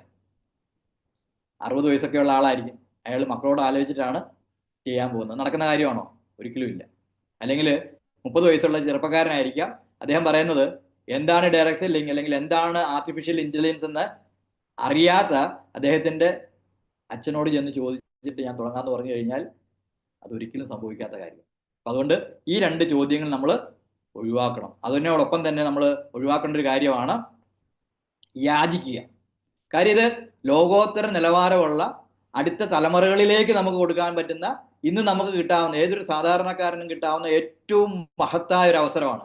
ആ അവസരത്തിലേക്ക് ഒരാളെ നിർബന്ധിച്ചോ അല്ലെങ്കിൽ യാചിച്ചോ ഒന്ന് തുടങ്ങും സാറേ, ഞാൻ 2-3 പേരോട് പോയി പറഞ്ഞു, ആരും എൻ്റെ കൂടെ തുടങ്ങിയില്ല, സാറെങ്കിലും എൻ്റെ കൂടെ ഒന്ന് തുടങ്ങും, അല്ലെങ്കിൽ ചേട്ടനെങ്കിലും എൻ്റെ കൂടെ ഒന്ന് തുടങ്ങും.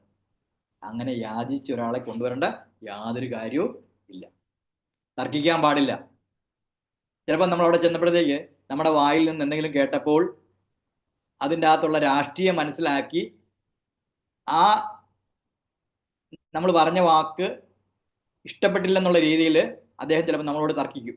തൊഴിലില്ലായ്മയെക്കുറിച്ചോ അല്ലെങ്കിൽ വിലക്കയറ്റത്തെക്കുറിച്ചോ ഒക്കെ നമ്മൾ സംസാരിക്കാറുണ്ട്. അപ്പം അദ്ദേഹം ഭരണകക്ഷിയുടെ ആളായിരിക്കാം, അദ്ദേഹത്തിന് ഇഷ്ടപ്പെടത്തില്ല. നമ്മൾ തർക്കിക്കാൻ പോകണ്ട. ചില കാര്യങ്ങളിൽ നമ്മൾ അങ്ങ് വിട്ടുവീഴ്ച ചെയ്യുക. കാര്യം നമ്മൾ അവിടെ ചെന്നിരിക്കുന്നത് തർക്കിക്കാനോ തർക്കിച്ച് വിജയിക്കാനോ അല്ല, പിന്നെയോ സെയിൽസ് ക്ലോസിങ്ങിനാണ് പോകുന്നത്. അപ്പം അതുകൊണ്ട് ഒരു കാരണവശാലും വഴക്കുണ്ടാക്കി തിരിച്ചു വരാനല്ല നമ്മൾ പോയിരിക്കുന്നത്, നമ്മുടെ ബിസിനസ് ചെയ്യാൻ വേണ്ടിയാണ്. അതെപ്പോഴും നമ്മുടെ മനസ്സിൽ ഉണ്ടാകണം. സ്വാഭാവികമായിട്ടും നമ്മൾ സെയിൽസ് ക്ലോസിങ്ങിന് പോകുമ്പോൾ ഒരുപാട് തരത്തിലുള്ള ഒബ്ജക്ഷൻസ് അവർ പറയാറുണ്ട്. അതിൽ ഏറ്റവും പ്രധാനപ്പെട്ട ഒരു കാര്യമാണ് എൻ്റെ കയ്യിൽ പൈസ ഇല്ല. അപ്പം നമ്മൾ എന്ത് പറയണം? എന്നാൽ ശരി, പൈസ കിട്ടുമ്പോൾ എന്നെ വിളിച്ചാൽ മതി, ഞാനിങ്ങ് വരാം. അങ്ങനെ പറഞ്ഞിട്ട് കാര്യമുണ്ടോ? ഇല്ല. അപ്പൊ നമ്മൾ പറയേണ്ട ഒരു കാര്യമാണ്, ഇപ്പം ഒരു 35 വയസ്സുള്ള ഒരാളാണ് നമ്മളോട് പൈസ ഇല്ല എന്ന് പറഞ്ഞിട്ടുണ്ടെങ്കിൽ അദ്ദേഹത്തിനോട് പറയേണ്ട ഒരു കാര്യം ഇതാണ്: സാറ് 5-8 കൊല്ലമായിട്ട് ജോലി ചെയ്യുന്ന ഒരാളല്ലേ, ഒരു 10,000 രൂപയുണ്ടെങ്കിൽ ഈ ബിസിനസ് ആരംഭിക്കാം. ഈ 5-8 കൊല്ലമായിട്ട് ജോലി ചെയ്തിട്ട് ഒരു 10,000 രൂപയുടെ സേവിങ്സ് പോലും സാറിന് ഇല്ലെങ്കിൽ ഇനി ഒരു 10 വർഷം കൂടെ ഈ ബിസിനസ് ജോലി ചെയ്താൽ, അല്ലെങ്കിൽ സാറിന് ഇനി ഒരു 25 വർഷം കൂടെ ജോലി ചെയ്താലും സാറിന് അങ്ങനെ ഒരു സേവിങ്സിലേക്ക് എത്താൻ പറ്റുമോ? കാര്യം സാറിന്റെ ചെലവുകൾ വർദ്ധിച്ചുകൊണ്ടിരിക്കുകയല്ലേ, കുട്ടികൾ വളർന്നുകൊണ്ടിരിക്കുകയല്ലേ, അവരുടെ വിദ്യാഭ്യാസം കൊടുക്കണ്ടേ, അല്ലെങ്കിൽ സാധനങ്ങളുടെ വില കൂടുവാണ്, ജീവിത ചെലവ് വർദ്ധിക്കുകയാണ്, പിന്നെ എങ്ങനെ സേവ് ചെയ്യാൻ പറ്റും? അപ്പം അതുകൊണ്ട് ഇന്ന് സാറിന് കിട്ടുന്ന വരുമാനം സാറിന് തികയുന്നില്ല. അപ്പം വേറൊരു വരുമാനം കിട്ടിയേ പറ്റുള്ളൂ. അങ്ങനെയാണെങ്കിൽ 10,000 രൂപ എവിടെ നിന്നെങ്കിലും ലോൺ എടുത്തോ പണയം വെച്ചോ അറേഞ്ച് ചെയ്തോ ഈ ബിസിനസ് ഇന്ന് തുടങ്ങിയാൽ 2-3 വർഷം കഴിയുമ്പോൾ സാറിൻ്റെ അക്കൗണ്ടിൽ 10,000-ങ്ങളല്ല ലക്ഷങ്ങൾ ചിലപ്പം മിച്ചം ഉണ്ടാകും. അപ്പം അതുകൊണ്ട് ഇന്ന് ഒരു അറേഞ്ച് ചെയ്ത് ഈ ബിസിനസ് തുടങ്ങുക എന്നുള്ള ഒരു മറുപടിയാണ് നമ്മൾ കൊടുക്കേണ്ടത്. ഈ രീതിയിൽ നമ്മുടെ മനോഗതിക്ക് അനുസരിച്ചുള്ള മറുപടികൾ അവർ പറയുന്ന ഒബ്ജക്ഷൻസും നമ്മൾ കൊടുക്കണം. ഐ ഡോണ്ട് ഹാവ് ടൈം, എനിക്ക് സമയമില്ല. അപ്പം നമ്മൾ എന്താ പറയേണ്ടത്? സമയം കണ്ടെത്താൻ വേണ്ടിയാണ് ഈ ബിസിനസ്സിലേക്ക് ക്ഷണിക്കുന്നത്. ചില ആൾക്കാരെ കണ്ടിട്ടില്ലേ, നേരം വെളുക്കുമ്പോഴേ ജോലിക്ക് പോകും, കുട്ടികളെ പോലും അവർ കാണുന്നില്ല, കുട്ടികൾ എഴുന്നേൽക്കുന്നതിന് മുമ്പ് പോകും, തിരിച്ചു വരുന്നതോ കുട്ടികൾ ഉറങ്ങിക്കഴിഞ്ഞാൽ. അങ്ങനെ ഒരു ജീവിതം എന്തിനാ നമുക്ക്? ആകപ്പാടുള്ളൊരു ജീവിതമാണ്. ആ ഒരു ലൈഫിൽ കുറച്ച് സമയമെങ്കിലും നമ്മൾ കുട്ടികളോടൊപ്പം ചിലവഴിക്കണ്ടേ, ഭാര്യയോടൊപ്പം ചിലവഴിക്കണ്ടേ, അല്ലെങ്കിൽ ഭർത്താവിനോടൊപ്പം ചിലവഴിക്കണ്ടേ, അല്ലെങ്കിൽ ഒന്ന് പാർക്കിൽ പോകണ്ടേ, അല്ലെങ്കിൽ വല്ലപ്പോഴും കൂടിയെങ്കിലും കുടുംബമായിട്ടൊന്ന് സിനിമയ്ക്ക് പോകണ്ടേ, ലൈഫ് ഒന്ന് എൻജോയ് ചെയ്യണ്ടേ? അപ്പം അങ്ങനെയൊക്കെ വേണമെന്നുണ്ടെങ്കിൽ താങ്കൾ ഏർപ്പെട്ടിരിക്കുന്ന മേഖലയിൽ ഇനിയും പ്രവർത്തിച്ചാൽ അത് നടക്കത്തില്ല. അതുകൊണ്ട് അതിനോടൊപ്പം തുടക്കത്തിൽ പാർട്ട് ടൈമായിട്ട് ഈ ബിസിനസ്സിലേക്ക് വരിക, വരുമാനം കിട്ടുമ്പോൾ ഫുൾ ടൈമായിട്ട് ചെയ്യുക. ഞങ്ങൾക്കൊക്കെ സമയമുണ്ട്, സാറിന് നാളെ സമയം കിട്ടും. മൂന്നാമത്തെ ഒരു ഒബ്ജക്ഷനാണ് I will not get any customers. എനിക്ക് ഈ ബിസിനസ്സിലേക്ക് ആരെ സ്പോൺസർ ചെയ്യാൻ പറ്റത്തില്ല. ഒരുപാട് പേര് പറയുന്നൊരു കാര്യമാണ്. നമുക്കും ചിലപ്പം തോന്നും, ഞാൻ ഈ ബിസിനസ്സിൽ വന്നാൽ എനിക്ക് ആരെങ്കിലും പങ്കെടുപ്പിക്കാൻ പറ്റുമോ? പക്ഷേ അവരോട് പറയേണ്ടത്, ഞാനും അങ്ങനെ തന്നെയാണ് വിചാരിച്ചിരുന്നത്. പക്ഷേ ഞാൻ ഈ ബിസിനസ് തുടങ്ങിയിട്ട് ഇപ്പം 6 മാസമേ ആയിട്ടുള്ളൂ. ഈ 6 മാസം കൊണ്ട് തന്നെ എൻ്റെ ടീമിൽ 50-ലധികം വ്യക്തികൾ വന്നു കഴിഞ്ഞു. അവർ നേരിട്ട് വന്നതല്ല, ഞാനൊരു 3 വ്യക്തികളെ മാത്രമേ കൊണ്ടുവന്നിട്ടുള്ളൂ. ആ 3 പേരിലൂടെ വന്നവരാണ് ഈ 50 പേര്. അപ്പം അതുകൊണ്ട് സാറ് ബിസിനസ് തുടങ്ങിയാൽ സാറിന് എത്രയോ ആൾക്കാരുണ്ട്. സാറിന്റെ വീട്ടിലൊരു കല്യാണം നടത്തി കഴിഞ്ഞാൽ സാറ് കൂടുതൽ ആൾക്കാരെ വിളിക്കത്തില്ലേ? നമുക്കറിയാം, ഒരു കല്യാണത്തിൽ നിന്ന് 500 പേരും 1000 പേരൊക്കെയാണ് പങ്കെടുക്കുന്നത്. റോട്ടിൽ കൂടെ പോകുന്നവരെയൊന്നും നമ്മൾ കല്യാണത്തിന് വിളിക്കത്തില്ല, നമ്മുടെ ഏറ്റവും വേണ്ടപ്പെട്ട ആൾക്കാരെ വിളിക്കത്തുള്ളൂ. ശരിയല്ലേ? അപ്പം അങ്ങനെയാണെങ്കിൽ നമുക്ക് ഇഷ്ടംപോലെ ആൾക്കാരെ ഈ ബിസിനസ്സിലേക്ക് കൊണ്ടുവരാൻ പറ്റും. ഇനി 4ാമത്തെ ഒരു ഒബ്ജക്ഷൻ ഇതാണ്, ഞാൻ തുടങ്ങിയാൽ, അല്ല അങ്ങനെയല്ല, മറ്റുള്ളവർ, ഞാൻ ചെന്ന് ഈ ബിസിനസ് മറ്റുള്ളവരോട് പറയാം, അവർ തുടങ്ങാമെന്ന് പറഞ്ഞാൽ ഞാൻ തുടങ്ങാം. ചിലർ വളരെ ബുദ്ധിമാന്മാരാണ്, അവർ പറയുന്നൊരു ഒബ്ജക്ഷനാണ്. അപ്പോൾ അവരോട് പറയേണ്ടതാണ്, സാറ് നാളെ ഒരു കട തുടങ്ങാൻ പോവാണ്, സാറിൻ്റെ ഈ പഞ്ചായത്തിൽ ഒരു കട തുടങ്ങാൻ പോവാം. ആ കട തുടങ്ങാൻ പോകുന്നതിന് മുമ്പായിട്ട് സാറ് നാട്ടിലുള്ള എല്ലാവരോടും ചെന്ന് ചോദിക്കുമോ, ഞാൻ കട തുടങ്ങിയാൽ നിങ്ങൾ സാധനം വാങ്ങിക്കുമോ? അങ്ങനെ ഒരു ഉറപ്പ് കിട്ടിയതിന് ശേഷമാണോ സാറ് കട തുടങ്ങുന്നത്? അല്ല. നമ്മൾ ഒരു സ്ഥാപനം തുടങ്ങിയാൽ നമ്മുടെ നാട്ടിലുള്ള ആൾക്കാർ അവിടെ വന്ന് നമ്മളോട് സഹകരിക്കുമെന്ന് നമുക്ക് തോന്നുന്നത് കൊണ്ടാണ് ആ സ്ഥാപനം അവിടെ തുടങ്ങുന്നത്, അല്ലേ? എന്ന് പറഞ്ഞതുപോലെ ഈ ബിസിനസ് എന്ന് പറയുന്നത് നമ്മളെപ്പോലെ തന്നെ മറ്റുള്ളവർക്കും കൂടെ പ്രയോജനമുള്ള കാര്യമാണ്. അപ്പം അതുകൊണ്ട് 100% നമ്മുടെ കൂടെ, അല്ലെങ്കിൽ സാറിൻ്റെ കൂടെ ബിസിനസ്സിലേക്ക് അവർ വരും. ഇനി 5ാമത്തെ ഒരു വളരെ വിചിത്രമായ ഒരു കാര്യമുണ്ട്, എൻ്റെ സമയം മോശമാണ്.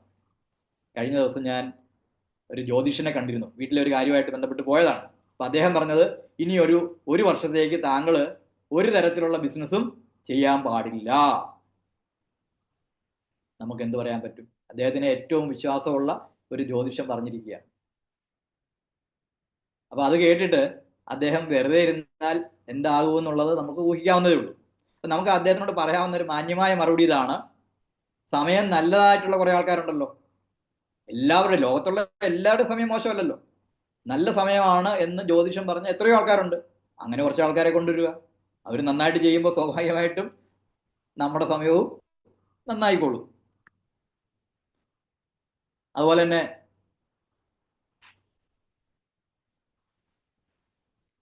ഫോണിലൂടെ ബിസിനസ് പ്ലാൻ പറയാനായിട്ട് ഒരു കാരണവശാലും ശ്രമിക്കരുത്. ഫോൺ ഉപയോഗിക്കുക എന്ന് പറയുന്നത് ഇൻവിറ്റേഷന് വേണ്ടി മാത്രമാണ്. നമ്മുടെ ബിസിനസ് പ്ലാൻ പറയാൻ വേണ്ടി ഒരിക്കലും ഫോൺ ഉപയോഗിക്കാൻ പാടില്ല. 2ാമത്തെ കാര്യം, ഒരു ലീഡറുടെ സാന്നിധ്യത്തിൽ നമ്മൾ പ്ലാൻ പറയുമ്പോൾ ഒരിക്കലും അതിൻ്റെ ഇടയ്ക്ക് കയറി സംസാരിക്കാൻ പാടില്ല. അതുപോലെ തന്നെ നമ്മളായിട്ട് നെഗറ്റീവായിട്ടുള്ള കാര്യങ്ങളൊന്നും തന്നെ പറയാൻ പാടില്ല. അതുപോലെ തന്നെ ഒറ്റയ്ക്ക് ഒരിടത്തും പോയി പ്ലാൻ പറയരുത്. ബിസിനസ് തുടങ്ങി, കമ്പനിയുടെ അല്ലെങ്കിൽ നമ്മുടെ പ്ലാൻ ബുക്കൊക്കെ കിട്ടി, അത്യാവശ്യം ഞാൻ നേരത്തെ പറഞ്ഞ കാര്യങ്ങളെല്ലാം കിട്ടി, അതിനുശേഷം ഒരു പോക്കാണ് പുള്ളിക്ക് അറിയാവുന്ന വീടുകളിലൊക്കെ വീട് വീടാന്തരം കയറി പ്ലാൻ പറയുക. അത് തെറ്റായ പരിപാടിയാണ്. കാര്യം കൃത്യമായിട്ടും നമുക്ക് ഇതിനെക്കുറിച്ച് പഠിക്കാതെ ഒഫീഷ്യലായിട്ടുള്ള രീതിയിൽ ഈ പ്ലാൻ ഒരാൾക്ക് പറഞ്ഞു കൊടുക്കാൻ പറ്റില്ല. അപ്പം അതിന് കുറച്ച് നാളൊന്ന് വെയിറ്റ് ചെയ്യുക. വെയിറ്റ് ചെയ്ത് കഴിഞ്ഞാൽ തീർച്ചയായിട്ടും നമുക്ക് പറ്റും. അപ്പോൾ തുടക്കത്തിൽ ഒറ്റയ്ക്ക് പോയി പറയരുത്, ലീഡേഴ്സിൻ്റെ സഹായത്തോടു കൂടി മാത്രമേ പറയാവുള്ളൂ. അതുപോലെ തന്നെ പ്രൂഫ് ഇല്ലാത്ത ഒരു കാര്യവും നമ്മൾ ഒരാളോട് പറയരുത്. നമുക്ക് ഇത്ര രൂപ വരുമാനം കിട്ടിയെന്ന് പറഞ്ഞാൽ തീർച്ചയായിട്ടും അദ്ദേഹം ചോദിക്കുകയാണെങ്കിൽ ആ വരുമാനം കിട്ടിയതിൻ്റെ പ്രൂഫ് കാണിച്ചു കൊടുക്കണം. അല്ലെങ്കിൽ കമ്പനി ടേൺ ഓവറുള്ള കമ്പനിയാണ്, അല്ലെങ്കിൽ ഇന്ന പ്രോഡക്റ്റ് ഉള്ളതാണ്, ആയുഷ് പ്രീമിയം സർട്ടിഫിക്കറ്റ് ഉള്ള പ്രോഡക്റ്റാണ് നമ്മൾ വിൽക്കുന്നത് എന്നൊക്കെ പറയുമ്പോൾ അതെല്ലാം കാണിച്ചു കൊടുക്കാൻ നമ്മൾ ബാധ്യസ്ഥരാണ്.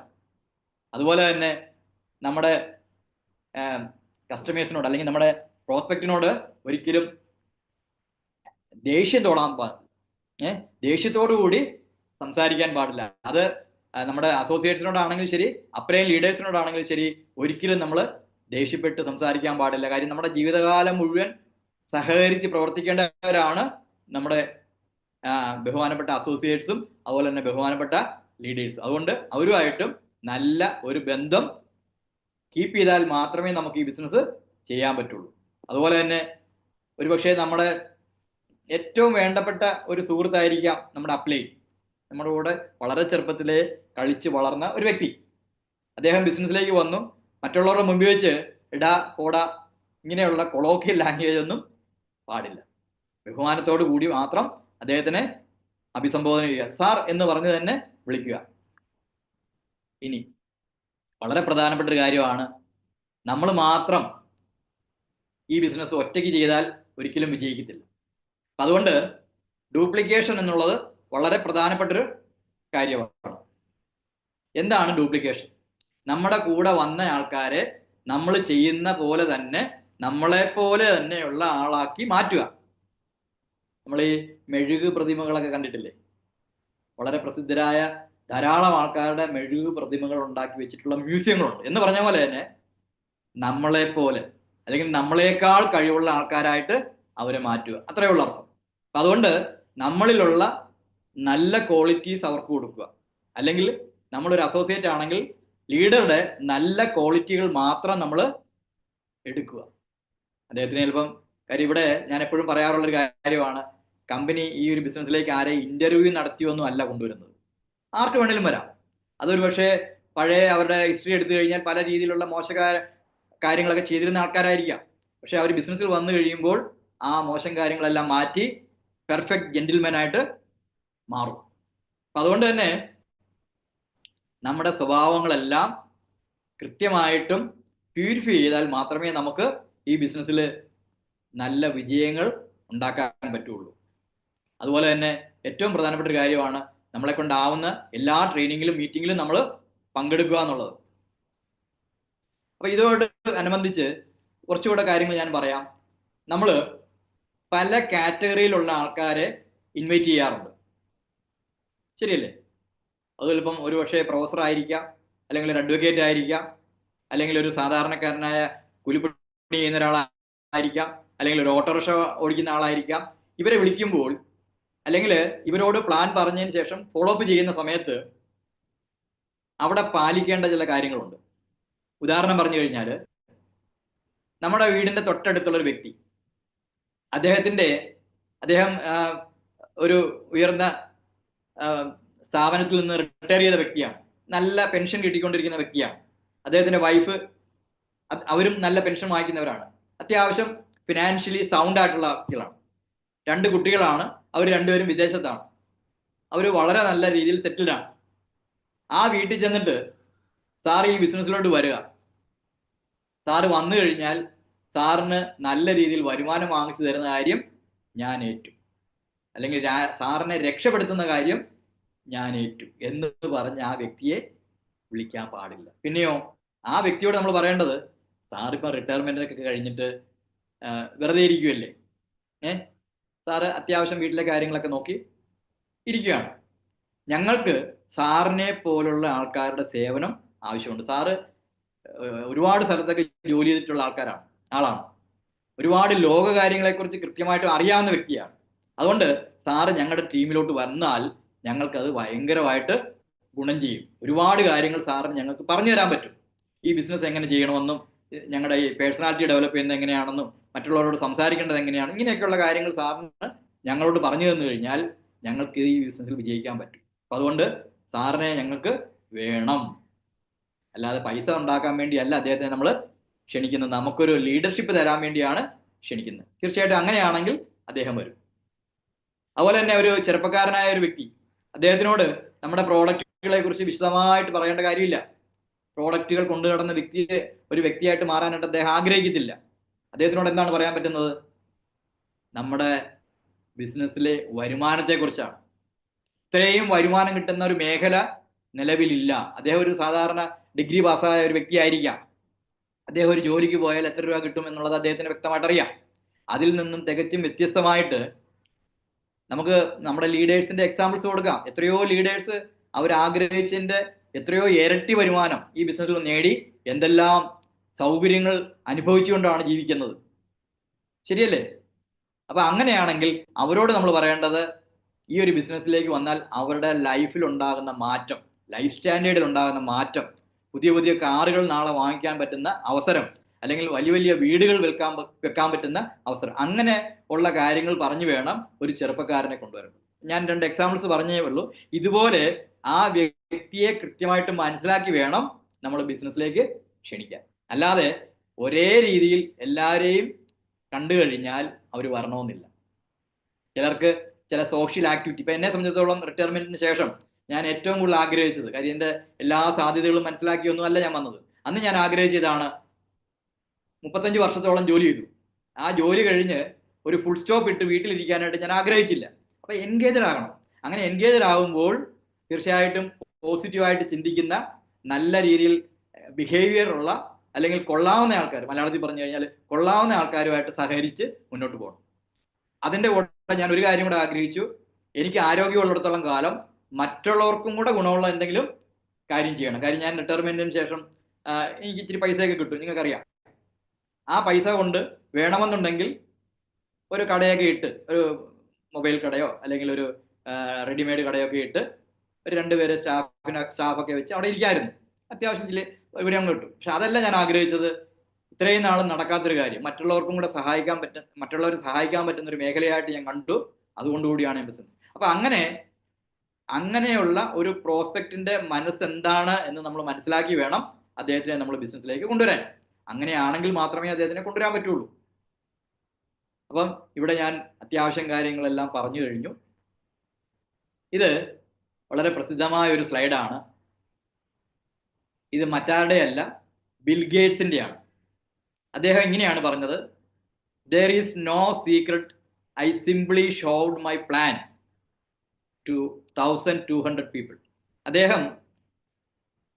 അദ്ദേഹത്തിന്റെ ബിസിനസ്സിലേക്ക് ഇറങ്ങുന്ന സമയത്ത്, സോഫ്റ്റ്വെയർ ബിസിനസ്സിലേക്ക് ഇറങ്ങുന്ന സമയത്ത്, അത് ലോകത്ത് ആർക്കും അറിഞ്ഞുകൂടായിരുന്നു. അങ്ങനെ ഒരു മേഖല ഉണ്ടെന്ന് പോലും ആർക്കും അറിഞ്ഞുകൂടായിരുന്നു. അല്ലെങ്കിൽ വളരെ ചുരുക്കം ചില ആൾക്കാർക്ക് മാത്രമേ ആ ഒരു സാധ്യത അറിയാമായിരുന്നുള്ളൂ വർഷങ്ങൾക്ക് മുമ്പ്. അപ്പൊ ആ ഒരു കാര്യം, ഒരു സോഫ്റ്റ്വെയർ മേഖലയിലേക്ക് ഇറങ്ങിയാൽ ഇനി വരാൻ പോകുന്നത് കമ്പ്യൂട്ടർ യുഗമാണെന്നും ആ കമ്പ്യൂട്ടറിന് ഏറ്റവും അത്യാവശ്യമുള്ളത് സോഫ്റ്റ്വെയർ ആണെന്നും, അങ്ങനെ സോഫ്റ്റ്വെയർ ഡെവലപ്പ് ചെയ്ത് കഴിഞ്ഞാൽ, ഓരോ കമ്പനികൾക്കും ആവശ്യമുള്ള സോഫ്റ്റ്വെയർ നമ്മൾ ഡെവലപ്പ് ചെയ്ത് കൊടുത്തു കഴിഞ്ഞാൽ അതിലൂടെ വലിയ വരുമാനം നമുക്ക് കിട്ടുമെന്നുള്ളത് അദ്ദേഹം പഠിച്ചു മനസ്സിലാക്കി. അത് അദ്ദേഹം 1200 പേരോട് പറഞ്ഞു. ഇവിടെ ഒരു 2 പേരോട് അല്ലെങ്കിൽ ഒരു 15 പേരോട് പ്ലാൻ പറഞ്ഞു കഴിഞ്ഞാൽ ആൾക്കാർ പറയുന്ന ഇതാണ്: ഞാൻ എല്ലാവരോടും പറഞ്ഞു കഴിഞ്ഞു, അവരാരും ബിസിനസ്സിലേക്ക് വന്നില്ല, ഇനി എനിക്ക് ആരോടും പറയാനില്ല. ഈ കക്ഷി എത്ര പേരോടാണ് പറഞ്ഞത്? 1200 പേരോടാണ് പറഞ്ഞത്. അതിൽ 900 പേരും അദ്ദേഹത്തിന്റെ മുഖത്ത് നോക്കി പറഞ്ഞു, നോ, ഞങ്ങൾക്ക് വേണ്ട, ഞങ്ങൾക്ക് ഇഷ്ടപ്പെട്ടില്ല. പക്ഷേ 300 പേര് സഹകരിക്കാമെന്ന് പറഞ്ഞു. പക്ഷെ അങ്ങനെ 300 പേര് സഹകരിക്കാമെന്ന് പറഞ്ഞെങ്കിലും അതിൽ 85 പേര് മാത്രമേ സഹകരിച്ചുള്ളൂ. അതിൽ 30 പേര് സീരിയസ് ആയിട്ട് എടുത്തു. പക്ഷെ എല്ലാവരും അത് നന്നായിട്ട് കൊണ്ടുപോയില്ല. അതിൽ 11 പേര് മാത്രമേ എന്നോടൊപ്പം സോഫ്റ്റ്വെയർ ബിസിനസ്സിലേക്ക് വന്നുള്ളൂ. ആ 11 പേര് ഇന്ന് ലോകത്തിലെ ഏറ്റവും വലിയ സമ്പന്നരായിട്ട് മാറി. ശരിയല്ലേ? നമ്മുടെ ലീഡേഴ്സിന്റെ ഒക്കെ ഒരു എക്സാമ്പിൾ എടുത്ത് നോക്കിയേ. നമ്മുടെ ബിസിനസ്സിലെ ഏറ്റവും ടോപ്പിൽ നിൽക്കുന്ന ആൾക്കാർ, സജി പാറക്കൽ സാർ, അല്ലെങ്കിൽ അശോകൻ സാറ്, അല്ലെങ്കിൽ റെന്നി വർഗീസ് സാറ്, അല്ലെങ്കിൽ മോഹൻ സാറ്, മൊബിൻ സാറ്, ഇവരൊക്കെ എത്രയോ പേരോട് പറഞ്ഞു കാണും. അവരോട് ചോദിച്ചാൽ അവർ പറഞ്ഞു തരും. ആയിരക്കണക്കിന് ആൾക്കാരോടായിരിക്കും ചിലപ്പോൾ പ്ലാൻ പറഞ്ഞിരിക്കുന്നത്. അതിൽ ചെറിയൊരു ശതമാനം ആൾക്കാർ മാത്രമേ വന്നിട്ടുള്ളൂ. ആ വന്നവരെല്ലാം ഇന്ന് കോടീശ്വരന്മാരായിട്ട് മാറി, അവരെ പോലെ തന്നെ വരുമാനം വാങ്ങിക്കുന്ന ആൾക്കാരായിട്ട് മാറി. അപ്പോൾ അതുകൊണ്ട് 10 പേരോട് പറഞ്ഞിട്ട് അവർ വന്നില്ല എന്ന് വിചാരിച്ച് നമ്മൾ ഡെസ്പറേറ്റ് ആകേണ്ട കാര്യമില്ല. നമ്മൾ വീണ്ടും വീണ്ടും വീണ്ടും പുതിയ ആൾക്കാരോട് പറഞ്ഞു. കാര്യം നമുക്കറിയാം, നമ്മൾ ഏർപ്പെട്ടിരിക്കുന്ന ഈ മേഖല എന്ന് പറയുന്നത് നമുക്ക് വിജയിക്കാൻ പറ്റിയ, നമ്മുടെ ആഗ്രഹിക്കുന്നതിനപ്പുറം വരുമാനം വാങ്ങിക്കാൻ പറ്റുന്ന ഒരു മേഖലയാണെന്നുള്ള വിശ്വാസം നമുക്ക് ഉള്ളിടത്തോളം കാലം മറ്റുള്ളവരോട് പറയാൻ നമ്മൾ എന്തിനാണ് പഠിക്കുന്നത്? അവർക്കത് മനസ്സിലാകാത്തത് കൊണ്ടാണ്. അപ്പം മനസ്സിലാകുന്ന ആൾക്കാരിലേക്ക് നമ്മൾ എത്തിക്കുക, തീർച്ചയായിട്ടും നമുക്ക് വിജയിക്കാൻ പറ്റും. ഞാൻ എൻ്റെ ഒരു ചെറിയൊരു എക്സ്പീരിയൻസ് കൂടെ പറഞ്ഞ് ഞാൻ കൺക്ലൂഡ് ചെയ്യുകയാണ്. ഞാൻ പറഞ്ഞ കാര്യങ്ങൾ എല്ലാവർക്കും മനസ്സിലായി കാണുമെന്ന് തോന്നുന്നു. അത്യാവശ്യം എൻ്റെ സമയപരിധിക്കുള്ളിൽ, അതായത് എനിക്ക് കിട്ടിയ സമയപരിധിക്കുള്ളിൽ പറയാൻ പറ്റുന്ന കാര്യങ്ങളാണ് പറഞ്ഞത്. കേട്ടത് 2015 തിരുവല്ല തഹസിൽദാരായിട്ട് ജോലി ചെയ്യുന്ന സമയത്താണ്.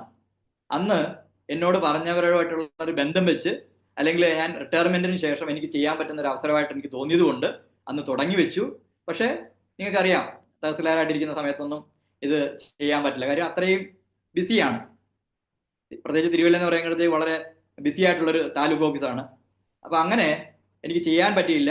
പക്ഷേ പിന്നീട് 2017 ഡെപ്യൂട്ടി കളക്ടറായിട്ട് റിട്ടയർ ചെയ്തു. റിട്ടയർമെന്റിന് ശേഷം ഒരു പെൻഷൻ കാര്യങ്ങളെല്ലാം റെഡിയാക്കിയതിന് ശേഷം 2018 സജീവമായിട്ട് ഈ ഒരു ബിസിനസ് ഏറ്റെടുത്ത് ചെയ്യാൻ തുടങ്ങിയത്. എൻ്റെ ID കാർഡാണ് ഞാൻ കാണിച്ചത്. എൻ്റെ ചേംബറാണ്, ഡെപ്യൂട്ടി കളക്ടറുടെ എറണാകുളം കളക്ടറേറ്റിലെ ചേംബറാണ്. അവിടെ നിന്ന് റിട്ടയർ ചെയ്തതിന് ശേഷം അന്നത്തെ കളക്ടർ, അദ്ദേഹമായിട്ട് നല്ലൊരു ബന്ധമായിരുന്നു, മുഹമ്മദ് വൈ സഫറുള്ള. അദ്ദേഹം തമിഴ്നാട്ടുകാരനാണ്. എന്നോട് ആവുന്നത് പറഞ്ഞു. റിട്ടയർമെന്റിന് ശേഷവും അദ്ദേഹം ഒരു ഡെപ്യൂട്ടി കളക്ടർ ഒരു പോസ്റ്റ്, അതായത് അവിടെ ഈ റിട്ടയർ ചെയ്ത ഡെപ്യൂട്ടി കളക്ടർക്ക് വേണ്ടി ഒരു 8ഓളം പോസ്റ്റ് ഉണ്ട്. സിഡ്കോ, ഇറ്റ്കോ, ഇങ്ങനെ കുറേ സ്ഥാപനങ്ങളുണ്ട്, ഗോശ്രീ. അപ്പൊ അവിടെയൊക്കെ ആഴ്ചയിൽ 2-3 ദിവസം പോയാൽ മതി. അന്നത്തെ കാലത്ത് ഒരു 30,000-40,000 രൂപ പെൻഷൻ കൂടാതെ ശമ്പളവും കിട്ടും. അപ്പൊ അദ്ദേഹം പറഞ്ഞു, അങ്ങനെയാണെങ്കിൽ എനിക്ക് മറ്റുള്ള കാര്യങ്ങൾ കൂടി ചാൾസുമായിട്ട് ഡിസ്കസ് ചെയ്യാമല്ലോ, അല്ലെങ്കിൽ ചാൾസിനെ ഏൽപ്പിക്കാമല്ലോ, അതുകൊണ്ട് ആ ജോലി ഏറ്റെടുക്ക്, ഫ്രീഡം ഉണ്ട് എന്നൊക്കെ പറഞ്ഞു. ഞാൻ പറഞ്ഞു, സാറേ 35 വർഷം ജോലി ചെയ്തു, ഇനി ഒരു ജോലിയെക്കുറിച്ച് ചിന്തിക്കുന്നില്ല, ഞാൻ ഓൾറെഡി ഒരു ബിസിനസ് തുടങ്ങി, ഇനി ഞാൻ അത് ഫുൾ ഫ്ലെഡ്ജ് ആയിട്ട് ചെയ്യാൻ പോകാന്ന് പറഞ്ഞു. അങ്ങനെ ബിസിനസ് തുടങ്ങി. ഞാൻ അന്ന് ഉപയോഗിച്ചിരുന്നത് ഏതാണ്ട് ഒരു 12 വർഷത്തോളം പഴക്കമുള്ളൊരു കാറാണ്. നിങ്ങൾക്ക് കാണാം, KL4W9171. അത് മാറ്റാൻ പറ്റിയില്ല, കുട്ടികളുടെ വിദ്യാഭ്യാസമൊക്കെ കാര്യമായിട്ട് നടന്നതുകൊണ്ട് അത് മാറ്റാൻ പറ്റിയില്ല. പക്ഷേ ബിസിനസ് തുടങ്ങി 1 വർഷമൊക്കെ ആയപ്പോഴത്തേക്ക് ഏതാണ്ട് 14 ലക്ഷം രൂപ വിലയുള്ള ഹുണ്ടായുടെ വെർണ വാങ്ങിച്ചു. അതാണ് എൻ്റെ ഈ ഒരു ബിസിനസ്സിലെ ആദ്യത്തെ അച്ചീവ്മെന്റ്. അതിനുശേഷം എന്നെക്കുറിച്ച് മനോരമ ഓൺലൈനിൽ വന്നു. ആ ഒരു ലിങ്ക് ഇപ്പോഴും ലൈവാണ്. 2019 ജൂൺ 26 ഇങ്ങനെയാണ് വന്നത്: ഡയറക്ട് സെല്ലിംഗ്, വിജയം കൊയ്തവരിൽ റിട്ടയർഡ് ഡെപ്യൂട്ടി കളക്ടർ മുതൽ വീട്ടമ്മമാർ വരെ. ധാരാളം ആൾക്കാരെ കുറിച്ചുള്ള ഒരു ഫീച്ചറായിരുന്നു. അത് പേജുകളോളം ഉണ്ടായിരുന്നു. എന്നെക്കുറിച്ച് തന്നെ ഒരു 3 പേജോളം ഉണ്ടായിരുന്നു. അപ്പൊ അത് എനിക്കും എൻ്റെ കൂടെയുള്ള ധാരാളം ആൾക്കാർക്കും ഈ ബിസിനസ്സിൽ ഒരുപാട് മൈലേജ് കിട്ടി. അപ്പൊ എൻ്റെ ഈ ഒരു ബിസിനസ്സിലെ ഒരു ആഗ്രഹം എന്ന് പറയുന്നത് റിട്ടയർമെന്റിന് ശേഷം ധാരാളം യാത്രകൾ ചെയ്യുക എന്നുള്ളതായിരുന്നു. തീർച്ചയായിട്ടും ആ യാത്രകൾ ചെയ്യാൻ ഞാൻ ഒരുപാട് ആഗ്രഹിച്ചിരുന്നു. അതുകൊണ്ട് തന്നെ ബിസിനസ്സിൽ ഒരുപാട് സജീവമാകുന്നതിന് മുമ്പ് തന്നെ ഒരുപാട് യാത്രകൾ ചെയ്തു. ഏതാണ്ട് 9ഓളം രാജ്യങ്ങളിൽ എനിക്ക് ഈ ബിസിനസ് വന്നതിന് ശേഷം പോകാൻ പറ്റി. അതിൽ 2 രാജ്യങ്ങളിൽ, മലേഷ്യയിലും ദുബായിലും പോയത് കമ്പനിയുടെ തന്നെ ചെലവിലാണ്. ഒന്ന് ആലോചിച്ച് നോക്കി, ഒരു സാധാരണ സർക്കാർ ഉദ്യോഗസ്ഥൻ ബിസിനസ്സിൽ വന്നില്ലായിരുന്നെങ്കിൽ ഈ ആലപ്പുഴയും കേരളവും വിട്ട് കൂടുതൽ സ്ഥലങ്ങളിലൊന്നും പോകത്തില്ലായിരുന്നു. പക്ഷെ ഇന്ന് എത്രയോ രാജ്യങ്ങളിൽ, ജോർദാനിൽ പോയി, ഈജിപ്തിൽ പോയി, ഇസ്രായേലിൽ പോയി, പാലസ്തീനിൽ പോയി, ദുബായിൽ പോയി, മലേഷ്യയിൽ പോയി, തായ്ലൻഡിൽ പോയി. മലേഷ്യ 2 പ്രാവശ്യം പോയി, തായ്ലൻഡ് 3 പ്രാവശ്യം പോയി. അപ്പൊ ഇങ്ങനെ ഒരുപാട് രാജ്യങ്ങളിൽ, അതിൽ നല്ലൊരു ശതമാനം കുടുംബമായിട്ടാണ് പോയത്. അപ്പൊ അങ്ങനെ ധാരാളം സ്ഥലങ്ങളിൽ പോകാൻ പറ്റി. ലോകത്തിലെ ഏറ്റവും വലിയ ഹോട്ടലുകളിലൊക്കെ താമസിക്കാൻ പറ്റി. അങ്ങനെ യാത്രകൾ ധാരാളം നടത്തി. ഇന്ത്യക്കകത്തും ഇന്ത്യക്ക് വെളിയിലുമായിട്ട് ഞാൻ ആഗ്രഹിച്ച ധാരാളം സ്ഥലങ്ങളിൽ കുടുംബമായിട്ടും അല്ലാതെ നമ്മുടെ ലീഡേഴ്സുമായിട്ടൊക്കെ പോയി സംസാരിച്ചു. അതുപോലെ തന്നെ എനിക്കുണ്ടായ വേറൊരു നേട്ടമാണ്, നാട്ടിൽ താമസിക്കുന്നതിൻ്റെ അടുത്ത് തന്നെ ഒരു സ്ഥലവും വീടും കൂടെ വാങ്ങിക്കുകയുണ്ടായി. അതുപോലെ തന്നെ മുംബൈയിൽ പൻവേൽ എന്ന സ്ഥലത്ത്, മോൻ അവിടെ ജോലി എയർ ഇന്ത്യയിലാണ് ആയിരുന്നു ആ സമയത്ത്. അപ്പൊ അദ്ദേഹം എന്നോട് ഒരു ചെറിയൊരു ഫ്ലാറ്റ് വാങ്ങിച്ചു കൊടുക്കണമെന്ന് പറഞ്ഞു.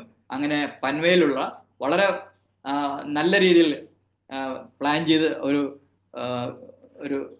എന്താ പറയുന്നത്, ഒരു ഹൗസിംഗ് പ്രോജക്റ്റ് ആണ് ഉത്സവ് സിറ്റി. ആ ഉത്സവ് സിറ്റിയിൽ ഏതാണ്ടൊരു 43 ലക്ഷം രൂപ വിലയുള്ള ഒരു ചെറിയ ഫ്ലാറ്റ്. കാര്യം പുള്ളി അന്ന് ഒറ്റയ്ക്ക് താമസിക്കുക, കല്യാണമൊന്നും കഴിച്ചിട്ടില്ലായിരുന്നു. അപ്പോൾ അവിടെ ഒരെണ്ണം വാങ്ങിക്കാൻ പറ്റി. അതിൻ്റെ ഒരു വലിയൊരു നേട്ടമാണ്. അതുപോലെ തന്നെ ഒരു സർക്കാർ ഉദ്യോഗസ്ഥൻ സ്വപ്നത്തിൽ പോലും ചിന്തിക്കാത്തൊരു കാര്യം, അല്ലെങ്കിൽ റിട്ടയർമെന്റിന് ശേഷം ഒരിക്കലും ചിന്തിക്കാത്തൊരു കാര്യം, ഏതാണ്ട് 64 ലക്ഷം രൂപ വിലയുള്ള Mercedes Benz car GLA 2023 May മാസം 15 എനിക്ക് വാങ്ങിക്കാൻ പറ്റി. അപ്പൊ ഇത് ഒരു ചെറിയ നേട്ടമായിട്ട് ഞാൻ കാണുന്നില്ല. എന്നെപ്പോലൊരു റിട്ടയർ ചെയ്ത സർക്കാർ ഉദ്യോഗസ്ഥൻ, അവൻ എത്രയെല്ലാം വിചാരിച്ചാലും മറ്റ് ഏത് മേഖലയിൽ പോയി ബിസിനസ് ചെയ്താലും നടക്കാത്തൊരു കാര്യം എനിക്ക് നേടിത്തന്ന കമ്പനിയുടെ ബിസിനസ് അവസരം അതെങ്ങനെ ചെയ്യണം എന്നാണ് നിങ്ങൾ കേട്ടത്. അപ്പം തീർച്ചയായിട്ടും ഇത്രയും വലിയ നേട്ടങ്ങൾ എനിക്ക് നേടാൻ കഴിഞ്ഞിട്ടുണ്ടെങ്കിൽ, എൻ്റെ വയസ്സ് ഇന്ന് 63 വയസ്സായി. 56 വയസ്സിന് ശേഷമാണ് ഞാൻ ഈ ബിസിനസ്സിലേക്ക് വന്നത്. അങ്ങനെയാണെങ്കിൽ ചെറുപ്പക്കാരായിട്ടുള്ള ആൾക്കാരാണ് എൻ്റെ മുന്നിലിരിക്കുന്നത്, 90% ആൾക്കാർ. അപ്പൊ അങ്ങനെയാണെങ്കിൽ നിങ്ങൾക്കിത് വളരെ സിമ്പിളായിട്ട് ചെയ്യാൻ പറ്റും. അപ്പൊ എൻ്റെ ചുരുങ്ങിയ സമയത്ത് ഒരു 7 വർഷം കൊണ്ടാണ് ഞാൻ ഇത്രയും നേട്ടങ്ങൾ നേടിയതെങ്കിൽ, ഇന്ന് ഈ ബിസിനസ്സിലേക്ക് വരുന്നവർക്ക് കമ്പനി ഒരുപാട് അവസരങ്ങൾ, ഞാനൊക്കെ ബിസിനസ് തുടങ്ങാൻ നേരത്തെ ഇങ്ങനെ ഓൺലൈനായിട്ടുള്ള ട്രെയിനിങ്ങോ മീറ്റിങ്ങോ ഒന്നുമില്ല. ഈ സൂമിലൂടെയുള്ള മീറ്റിംഗ് ഒക്കെ തുടങ്ങിയിട്ട് 3-4 വർഷമല്ലേ ആയിട്ടുള്ളൂ. അപ്പൊ അങ്ങനെയുള്ള പരിമിതമായ സാഹചര്യത്തിൽ പോലും എനിക്ക് ഈ ഒരു 7 വർഷം കൊണ്ട് CTCക്ക് അപ്പുറം എത്താൻ പറ്റിയിട്ടുള്ളെങ്കിൽ എൻ്റെ മുന്നിലുള്ള എല്ലാവർക്കും ഈ ഒരു ബിസിനസ് ചുരുങ്ങിയ സമയം കൊണ്ട് നേടാൻ പറ്റും. അപ്പം എല്ലാവർക്കും ഈ ബിസിനസ് വളരെ നന്നായിട്ട് ചെയ്യാനും ഇതിൻ്റെ എല്ലാ സാധ്യതകളും മനസ്സിലാക്കി ചെയ്യാനും ഇതിലൂടെ എന്തെല്ലാം ലഭിക്കുമോ ആ കാര്യങ്ങളെല്ലാം തന്നെ ലഭിക്കാനും നിങ്ങളുടെ ആഗ്രഹങ്ങളും അതിനപ്പുറവും ഈ ബിസിനസ്സിലൂടെ നേടാനും കഴിയട്ടെ എന്ന് ആശംസിച്ചുകൊണ്ട് നിർത്തുന്നു. Thank you. Thank you Charles sir. Sir, Charles sir കേൾക്കുന്നുണ്ടോ? കേൾക്കാം കേൾക്കാം കേൾക്കാം. Thank you very much sir. Thank you for your time. വളരെ നന്നായിരുന്നു. തീർച്ചയായിട്ടും സാറിന്റെ ഈ എക്സ്പീരിയൻസ് അല്ലെങ്കിൽ ഈ പറയുന്ന സെഷൻ എല്ലാവർക്കും ഭയങ്കര യൂസ്ഫുൾ ആവുന്ന കാര്യത്തിൽ യാതൊരു സംശയവുമില്ല. കൂടാതെ തന്നെ എനിക്കൊന്ന് പുതുതായിട്ട് കടന്നു വരുന്ന എല്ലാ വ്യക്തികൾക്കും നമ്മൾ പ്ലാൻ ചെയ്യുന്നത് എല്ലാ ശനിയാഴ്ചയും വൈകിട്ട് 3 മണിക്ക് ഇതേപോലെ റിപ്പീറ്റഡ് സെഷൻസ് ചെയ്യാനുള്ള പ്ലാൻ ഉണ്ട്. അതിലാദ്യമായി വന്ന് ഈ പറയുന്ന സെഷൻ വളരെ മനോഹരമാക്കിയ ചാൾസ് സാറിന് ഇവിടെ ഇരിക്കുന്ന എല്ലാവരുടെയും പേരിൽ ഞാൻ നന്ദി അറിയിക്കുന്നു. ഈ പ്രോഗ്രാം കൺക്ലൂഡ് ചെയ്യുന്നതിന് വേണ്ടിയിട്ട് നമ്മുടെ സ്റ്റേറ്റ് മാനേജർ അനിൽ സാറിനെ ഞാൻ ക്ഷണിച്ചോളൂ. Thank you sir. ആദ്യം തന്നെ നമ്മുടെ ഒരു നാഴികക്കല്ലായിട്ട് പറയാം. എന്താണെന്ന് വെച്ച് കഴിഞ്ഞാൽ നമ്മൾ ഇനി എല്ലാ ശനിയാഴ്ചയും ഇങ്ങനൊരു മഹത്തായ ഒരു ട്രെയിനിങ് പ്രോഗ്രാം ഉണ്ടാവും. അത് മലയാളത്തിൽ തന്നെ നമുക്ക് ചെയ്യാൻ പറ്റിയ സന്തോഷമുണ്ട്. അപ്പൊ അതിൽ തന്നെ നമ്മൾ ഫസ്റ്റ് സ്റ്റെപ്പ് എന്ന നിലയിൽ എനിവേ ചാൾസ് സാറിന് നമ്മൾ നന്ദി പറയുന്നു. എന്താ വെച്ചാൽ സാർക്ക് കിട്ടിയ അവസരങ്ങൾ, അതായത് മീൻസ് സാറിന്റെ എക്സ്പീരിയൻസ് നല്ല രീതിയിൽ തന്നെ എല്ലാവർക്കും മനസ്സിലാവുന്ന ഭാഷയിൽ അവതരിപ്പിച്ചു. അതിൽ ഏകദേശം എല്ലാവർക്കും മനസ്സിലായി തോന്നുന്നുണ്ട്. എനിവേ